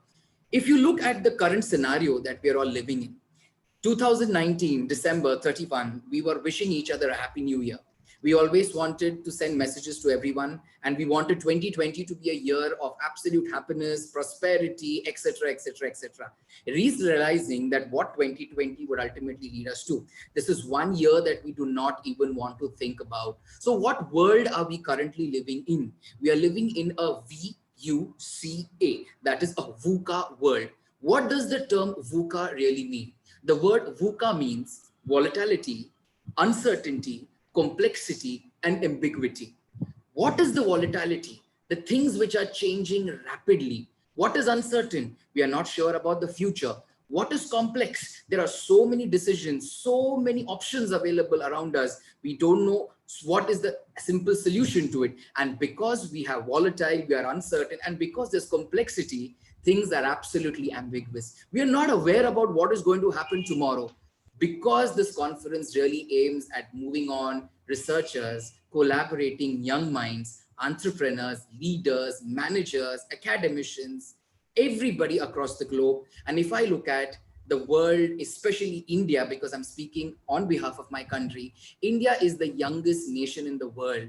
We have so many young people in our nation. For the ones who are listening to me right now, it is not only your hard skills that are very important. It is extremely important that you look at your soft skills, the way you behave, the way you adapt, the way you manage your team, the way you communicate, the way you lead. It plays a very important role. If you look at the statistics, I'm not too much into numbers, but let me tell you one thing.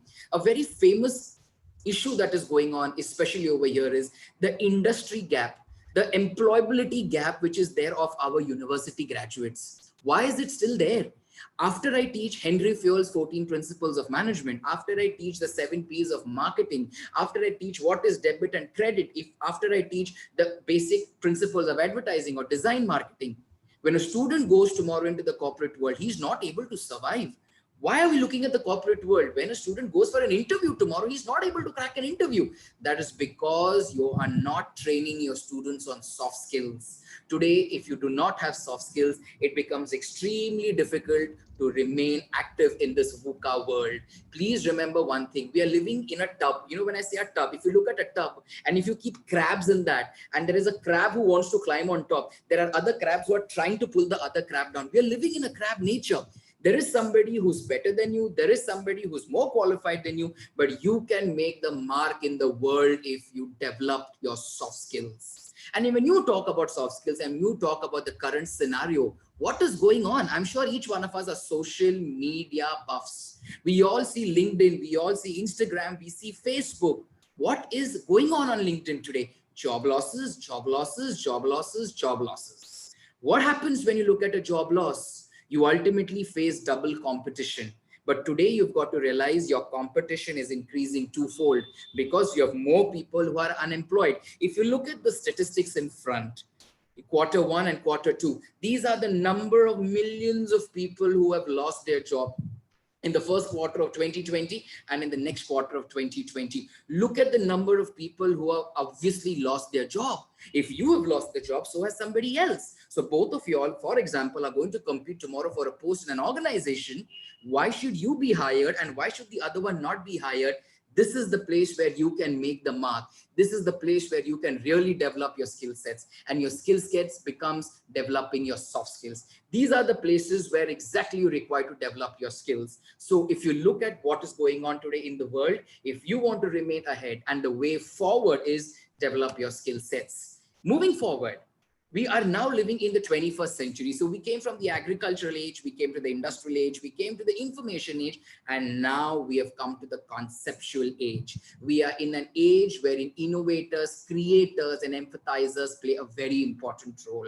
I've always asked my students one thing. I'm a part of a professional training institute, and whenever I take a soft skill lecture to my students, I always ask them one question: what do you want to become in life? And I give them two options. Do you want to become a manager or do you want to become an entrepreneur? A few raise their hands and say, sir, we want to become a manager. A few raise their hands and say, sir, I want to become an entrepreneur. I tell them to define a manager. They define a manager. I tell them to define an entrepreneur. They define an entrepreneur. But I'll give you a simple difference in this. A manager is somebody who will be doing exactly what he has to do, a job description. But an entrepreneur will figure out what has to be done. This is where your innovative thinking, your thinking capacity plays a very important role. So please understand one thing: learn to teach your students to think. The national education policy has been implemented by Dr. Kasturi Ranjan, who is the leader and the chairperson of our national education policy in India. And the second person who was instrumental in drafting it was Dr. Vasudha Kamath,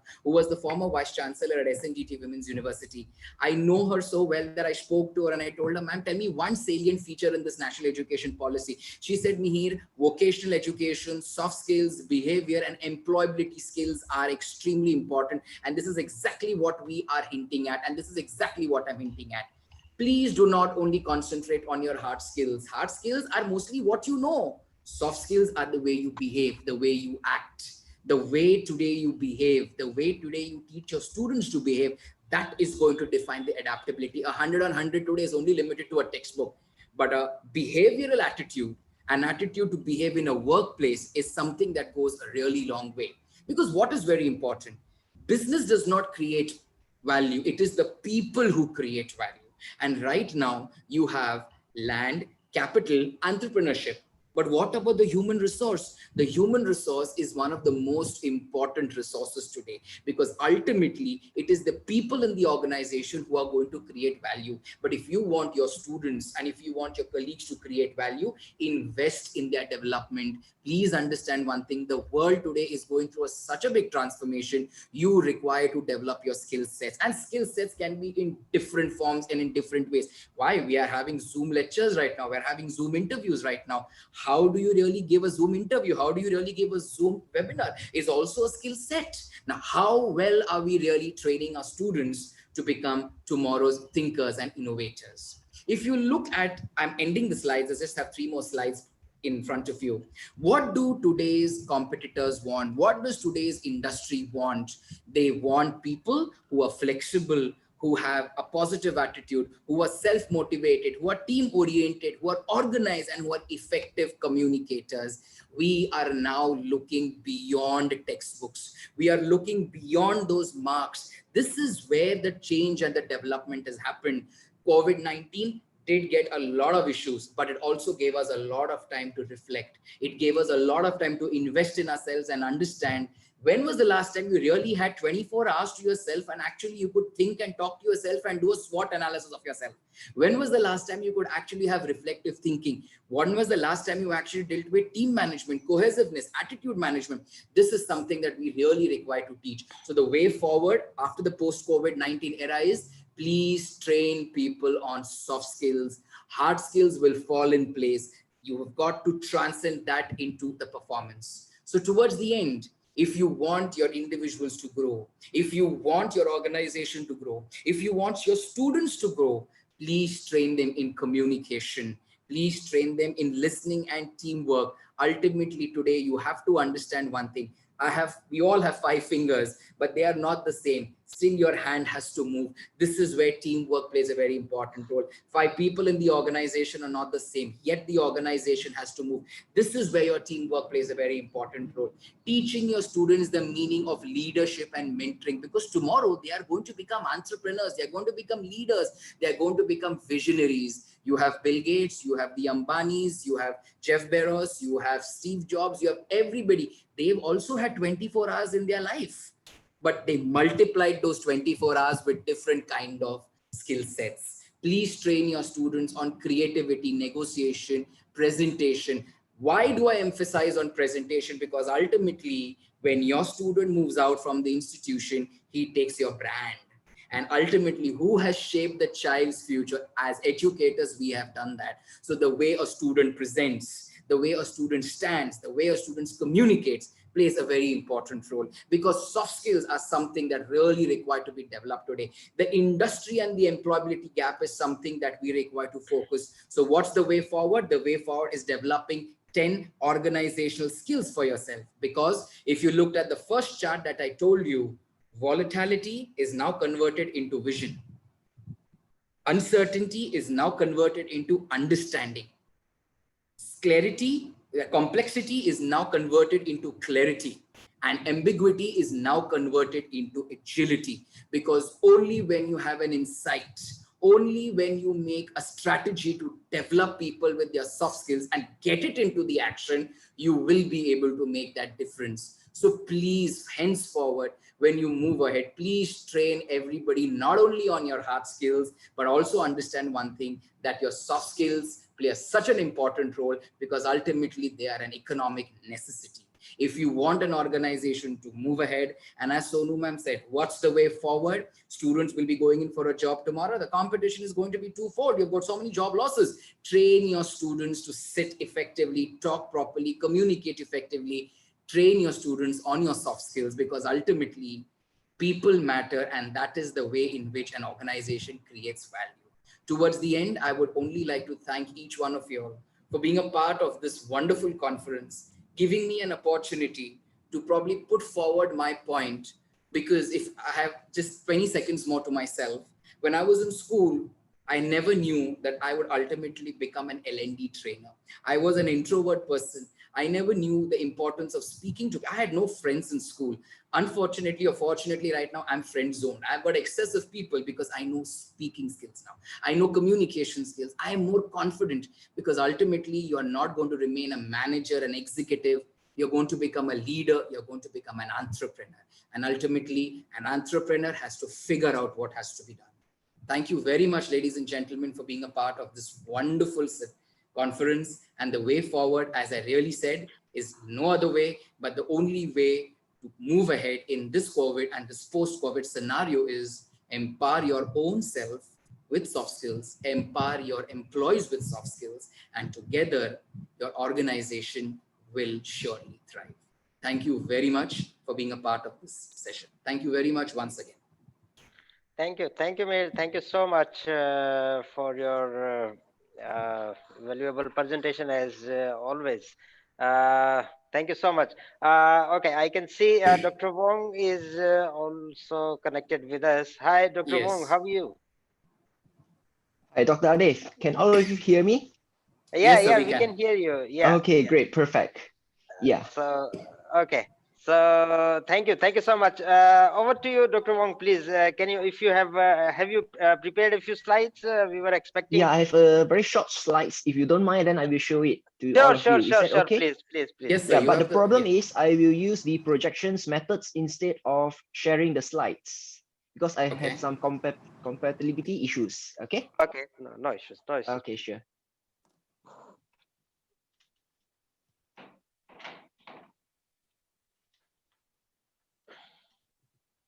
Okay, can you see my screen? Yes, sir. We Yes. can. Yes, sir. We can. Okay, so basically my name is Wong Keng Yin and please call me Ken. Okay, so I'm affiliate with University Technology Malaysia's. Okay, in Malaysia's. Okay, so this is my brief introductions about myself. Basically I will go quick because I have another meeting shortly. Okay, so basically I get my PhD in University Technology Malaysia's and currently I'm a researcher of Osaka Prefecture University in Japan. Okay, I'm also a professional technologist in Malaysia's. Okay, so I'm also a reviewer for several journals and most of the journals belongs to Elsevier. We have Journal of Cleaner Productions, Sustainable Cities and Society, Marine Pollution Bulletins, and so on. But mainly all of these are my frequent reviews journals. Okay, I have some other journals with the Taylor and Francis and so on. Okay, so this is some brief introductions about me. Okay, so basically these are my research area. I'm focused on the indoor air quality in healthcare facilities, marine river quality enhancements projects, so on and so forth. So what I'm going to highlight here is basically the red one. Okay, isolations transporter for infected or suspected patients. Okay, all these two and also the automation in smart factory is basically started after the COVID-19 issues happen.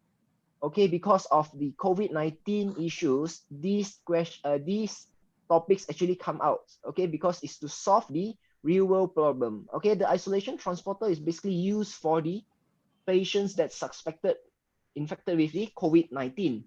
Okay, so currently I have some collaborations with other universities.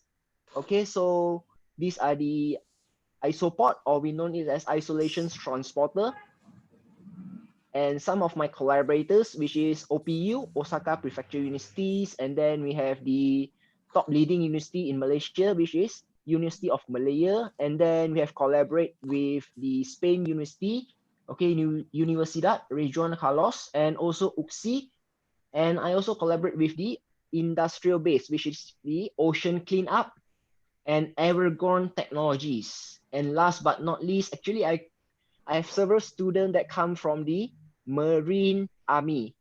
Okay, so they actually solve some issues in their marine and submarine. Okay, so these are the grants that I'm currently active with. Okay, in this year 2020 and end of the month. Okay, because of the trust, okay, but provided by the sponsors, actually what happened with the COVID-19, we still need to work, okay, either carry in the lab or you can work from home. Okay, so in fact, if post COVID-19, I don't think so, because in Malaysia we hit by the second wave COVID-19. Okay, in fact we hit by the second wave, and up to date we have accumulated about 90,000 cases. Okay, this one is based on yesterday's statistic. Okay, so we have about 800 cases daily at Selangor alone. Okay, which means the conferences that we held before at Kuala Lumpur that I met Dr. Hadif before, daily about 800 cases. Okay, so in fact in Malaysia, the COVID-19 issues is quite high because our population is not that high as compared to India and China. Okay. So I would say that this is a new norm where we have to teach online, whether it's work from home, because we have the movement control order where we can't move out from the home. So what we get to do, we still teaching online through Facebook Live. Okay, we have other platform, but why I choose Facebook Live is because the student can see like a live show. Okay, in fact of recording, pre-recorded everything, so they can interact with me through the comments columns. Okay, so this give them a better understanding and better questions opportunities. Okay, so after that, I'm teaching work from office. Okay, of course, based on this, I have a better screen where I can write it and explain it well.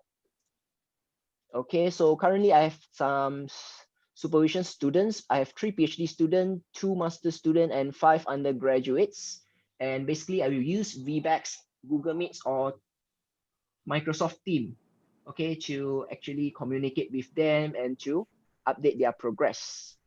Okay, so these are some research or projects that conducted by the student. Okay, so this on the left is basically the marine, okay, the heat engine in a marine ship. Okay, so on the right is basically the automation in smart factory. This topic is actually just started few months ago, where they try to cut down the manpower in factory because of the movement control order. So everything we use smart automations, okay, to reduce the human resources. And then for the student, actually, we try to cut down the site work, okay, and change everything to simulation-based work. Okay, so these are some of the projects. Okay, so despite of those problems that we face, but our students still manage well, where we have about 4 high index paper and 3 Scopus paper published in this year. Okay, that's all. Thank you from me. Thank you, Dr. King. Thank you so much for your precious time and to connect with us during this webinar from Malaysia. Yes, we all know, these are really very turbulent times, and each of us have the experiences. Maybe some now or some other time we had been shut inside our homes, long durations of lockdown and everything. Yes, we know it's impacting, very hard, but this is for all the safety measures of the people. So anyways, thank you so much. You spared moments out of your busy life. Thank you so much. Mihir. Do we have time to ask some questions? Yes, Yes, sir. please, sir. Most welcome. Yes, actually, this is what Dr. Mihir was to announce. Yes, please. We are open for the questions. We are all here now, right? Okay, I had a question for Dr. Meher Kalam. Yes, sir. Yes.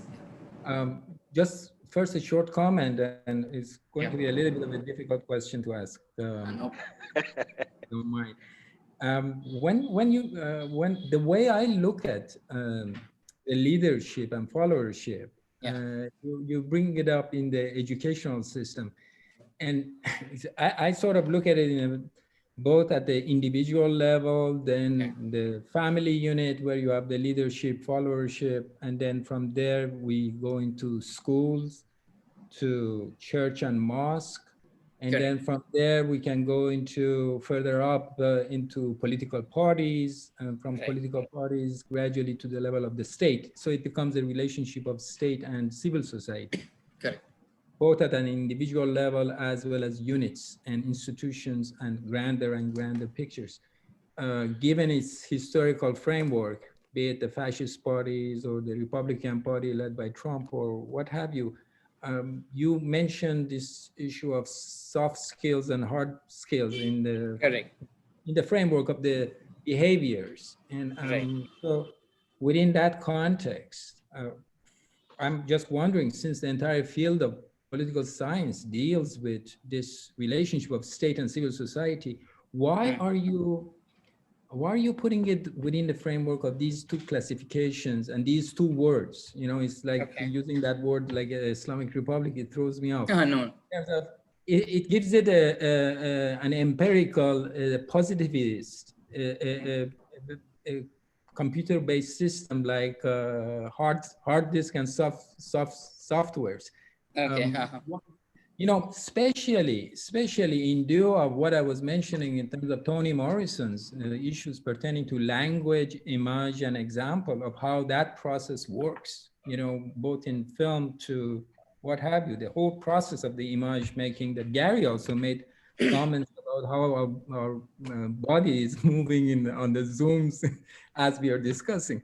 So within such a context of that historical background, why are you reducing your presentation? Why are you framing this discussion in terms of, I understand the essence of what you're saying, but why are you framing it in those So, classifications? so the reason I'm just, putting it under two umbrellas right now is because, there requires to be a clear demarcation, because what we really realize is, especially in our institutions, especially out here, we've realized the industry and the employee gap.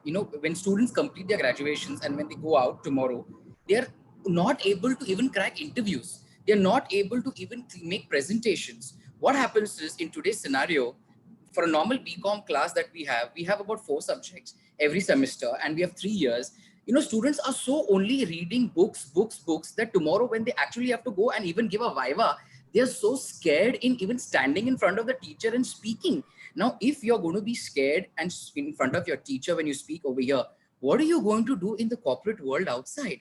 And that's when, even in India, when we had the national education policy, which has been, I'm sure Sonu ma'am will bear testimony that the national education policy right now is such a big revolution, wherein they are speaking about more of vocational education and less concentration on marks. Because ultimately tomorrow, when you go tomorrow in stand tomorrow, the way you project yourself is really going to matter. So that's the only reason I'm emphasizing. I'm not probably limiting it to, just 2 topics. The only thing I'm trying to say is, just don't go behind, only your marks, or, just don't go, by your bookish knowledge. You've got this knowledge, you've got that knowledge. How will you really apply it in a practical life is very important. And that is the only reason I'm saying that, along with your hard skills, your technical skills, you also know how to present it forward. Because, sir, with due respect to a lot of people over here, and that's what I always say, especially here, the reason as to why we bunk a lecture is not because the syllabus is boring. It is because the way in which it is taught is boring. It is the way in which it is put across to the entire audience plays a very important role. I mean, when I teach soft skills and I teach business communication at the institute, I do not use a textbook. I just do not use a textbook, because I cannot teach soft skills. I cannot teach them how to speak using, a sender, messenger, receiver, that normal circle that we have of business communication. I make them speak. I make them introduce themselves, and I tell them, falter here, make a mistake here, because tomorrow when you become a leader, when you become a manager, you've got to ultimately lead a team. And that's when we understand this demarcation. So the only reason as to why I've given these 2 topics is so that there's a clear understanding for the students that, yes, along with these skills, we've also got to develop our other skills. And just taking another 10 seconds more, especially in India, you have different portals like Naukri.com, Shine.com, Indeed.com. LinkedIn is all over the world right now. So if you look at any job description, employers are now writing job description under 2 headings. One is the technical skill, that you require MBA in HR, you require 10 years of experience, you require knowledge about performance appraisal, management, PMS, blah, blah, blah, blah. And the other part is, should be a good orator, should have good English communication, should be adaptive, should have leadership skills, should have communication skills. Now, this is something which is really expanding. And today, leaders and HR recruiters are also looking at this particular aspect. That's the only reason as to why probably I've put it under an umbrella. That's the only justification I would probably have for this. Thank you. Thank you, sir. Thank you very much. Thank you, Mir. Yes. Thank you. So should we, do we have another presentation? No, we are all set. Thank you so much. I have a couple of information with me, which I would like to share. First of all, and again, on behalf of the entire IAARHIES, the Society for Managing Committees team, I wish to extend the gratitudes on part of management to all the esteemed guests, speakers, our review members, hundreds of our Facebook viewers who have already been connected with this today's presentation sessions. I want to especially say thank you to Dr. Professor Piruz Alemi, Dr. Gary Blair, who connected with us from Manchester, Professor Dr. Rava, obviously to Dr. Sonu ma'am. Thank you, ma'am. Thank you so much. Dr. Young, Dr. Mihir, thank you so much to all of you. And the information which I would like to share at the moment is that the entire session has been recorded as usual, as we record our entire webinar. So it will need a few moments to edit. So by tomorrow or a day after, our team will do the editing, and the entire session's recording would be put live, and the link where you can see or download the entire recording would be shared to each of the esteemed delegates who have been connected with us for this webinar. And the second information is about the certification of participation and presentation. I hope by Monday the team with it will be ready with us, and will share promptly once these certificates are ready at our end. So by Monday and Tuesday, it will for sure it will reach to your inboxes. Thank you once again. Thank you so much. Over to you, Sonu ma'am.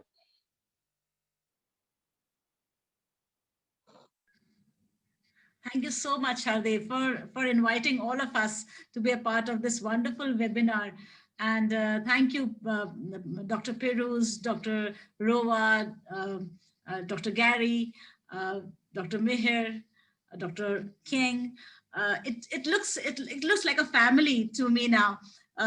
We get a chance to meet you all again and again. And thank you all for being here. It was a wonderful experience.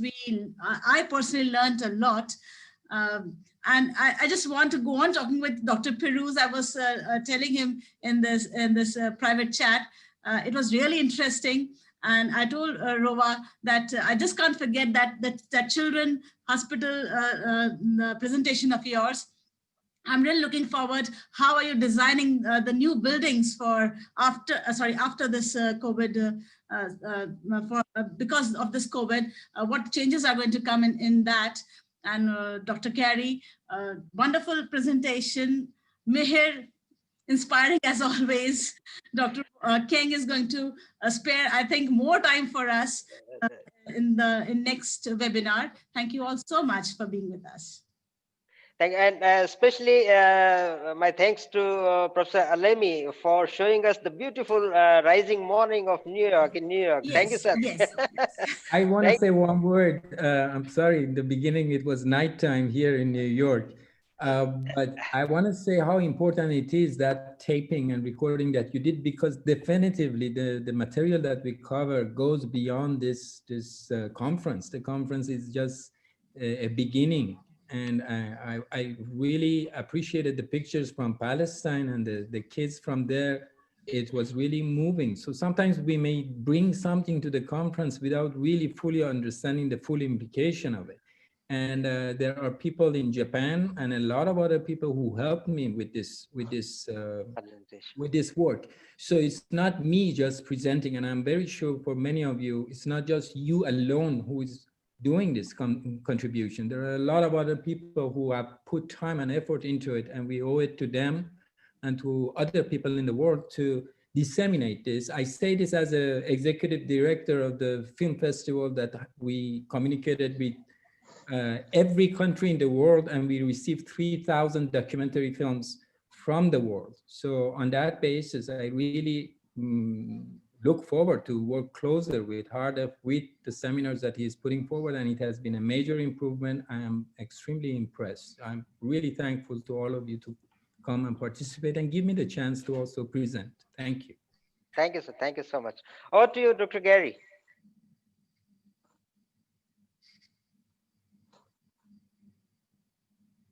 Yeah. This technology is not quite so good in Manchester, so and the view isn't as good either. But it's great. Yeah, it's great to be together. It's almost like, as you said, a global family. And I think what we've got should be shared definitely through the academic journals, also through recordings as well. And what we're talking about here is a critical subject for mankind, and we're all addressing parts of a bigger problem, but together it's actually addressing the whole problem and the whole kind of remit. So that truly is a global conference, and that's what you're supposed to do. And I think only by looking at other people's areas can you get ideas about how you can change in your own area, and how you can kind of invest in time in other people's areas to bring ideas into your own as well. So it's that connectivity that helps grow us academically, both individually and as nations, and as a global concern, if you like. Thank you. Thank you. Thanks for the Thank you. invite. Thank you. Thank you. Dr. Roa, over to you, ma'am. A couple of, yes, yeah. Thanks for all the presenters. Yeah, all of you has a great presentation, and it's nice to see you here, Gary, again. Yeah, I saw you before 1 year and maybe 4 months ago in Manchester. Yeah, we met in You managed to get out of Manchester, yeah. all right, didn't you? Yeah, we are walking until I found my hotel. Do you remember? Yeah, it's great to see you here again, and thanks for all the presenters, and for their sharing. And thanks for Dr. Piruz for all your comments and for your presentation.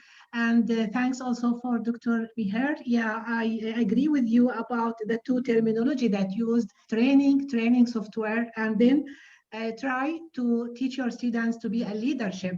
Actually, here I would like to do some spotlights on these issues, because as an academic teacher and lecturer at An-Najah University, we faced a lot of problematic issues in terms of these issues, and these two terms put us into too much challenges, because as soon as COVID-19 declared around the world as a pandemic issues, An-Najah University directly changed the teaching to be e-learning, because we have at An-Najah University some positive issues that we have a center of e-learning which is established before 10 years ago.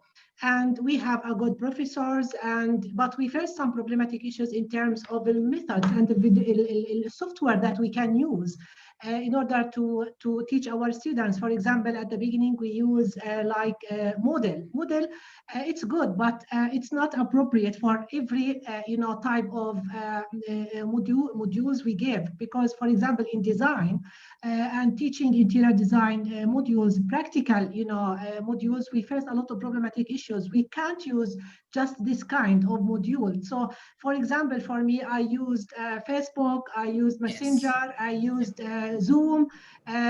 So at the beginning, An-Najah University just requested from us to use Moodle, but when we face problematic issues in terms of a server, it cannot afford more than 20,000 students.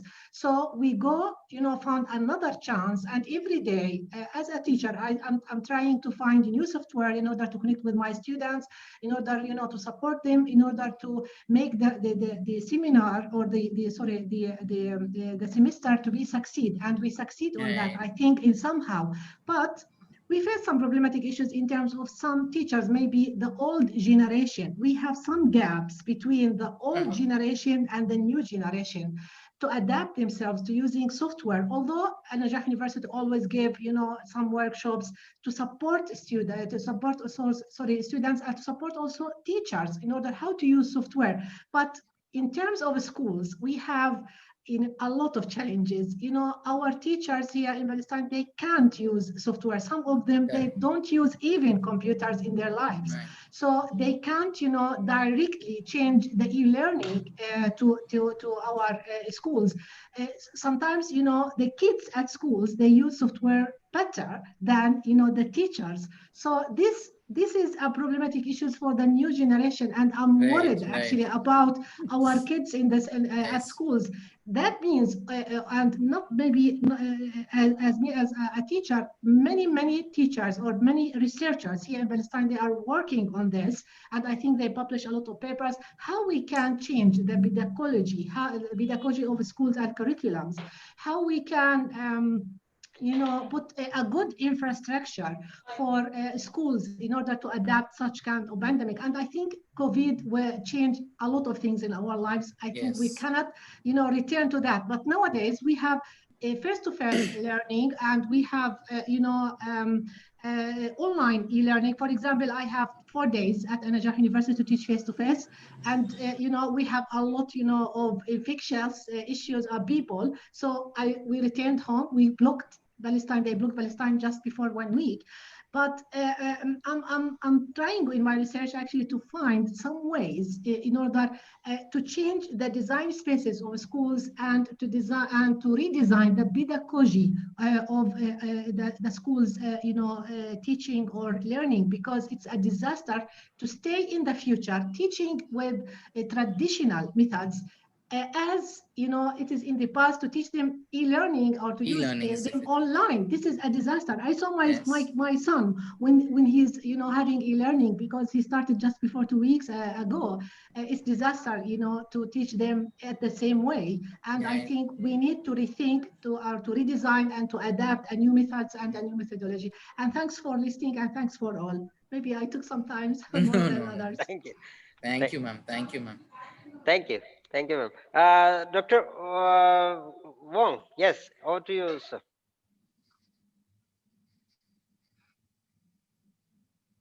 Yeah, thank you so much, everyone. Okay, from here, actually, I learned a lot from all of you. Okay, in fact, this is our first time to meet other than Dr. Hadef. Okay, the rest, I think this is the first time, and thank you so much for sharing your informations. Thank you. Thank you. Thank you. Thank you, Dr. Wong. Okay, so the last information with me.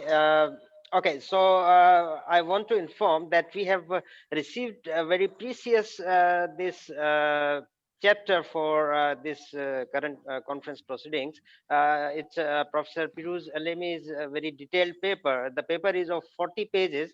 As Professor Alemi has already explained, it's very precious sort of images are there, and the entire theme has well been explained in the paper. So the copy of the proceedings along with Professor Alemi's paper, we have incorporated all the papers which have been presented during this webinar. So I hope in the coming week we'll be able to share the final print copy of the book as well. So you can expect us by Wednesday we'll be able to share the copy of the proceeding as well. Thank you once again. Thank you so much. Thank you. Thank you. Thank you. Thank you.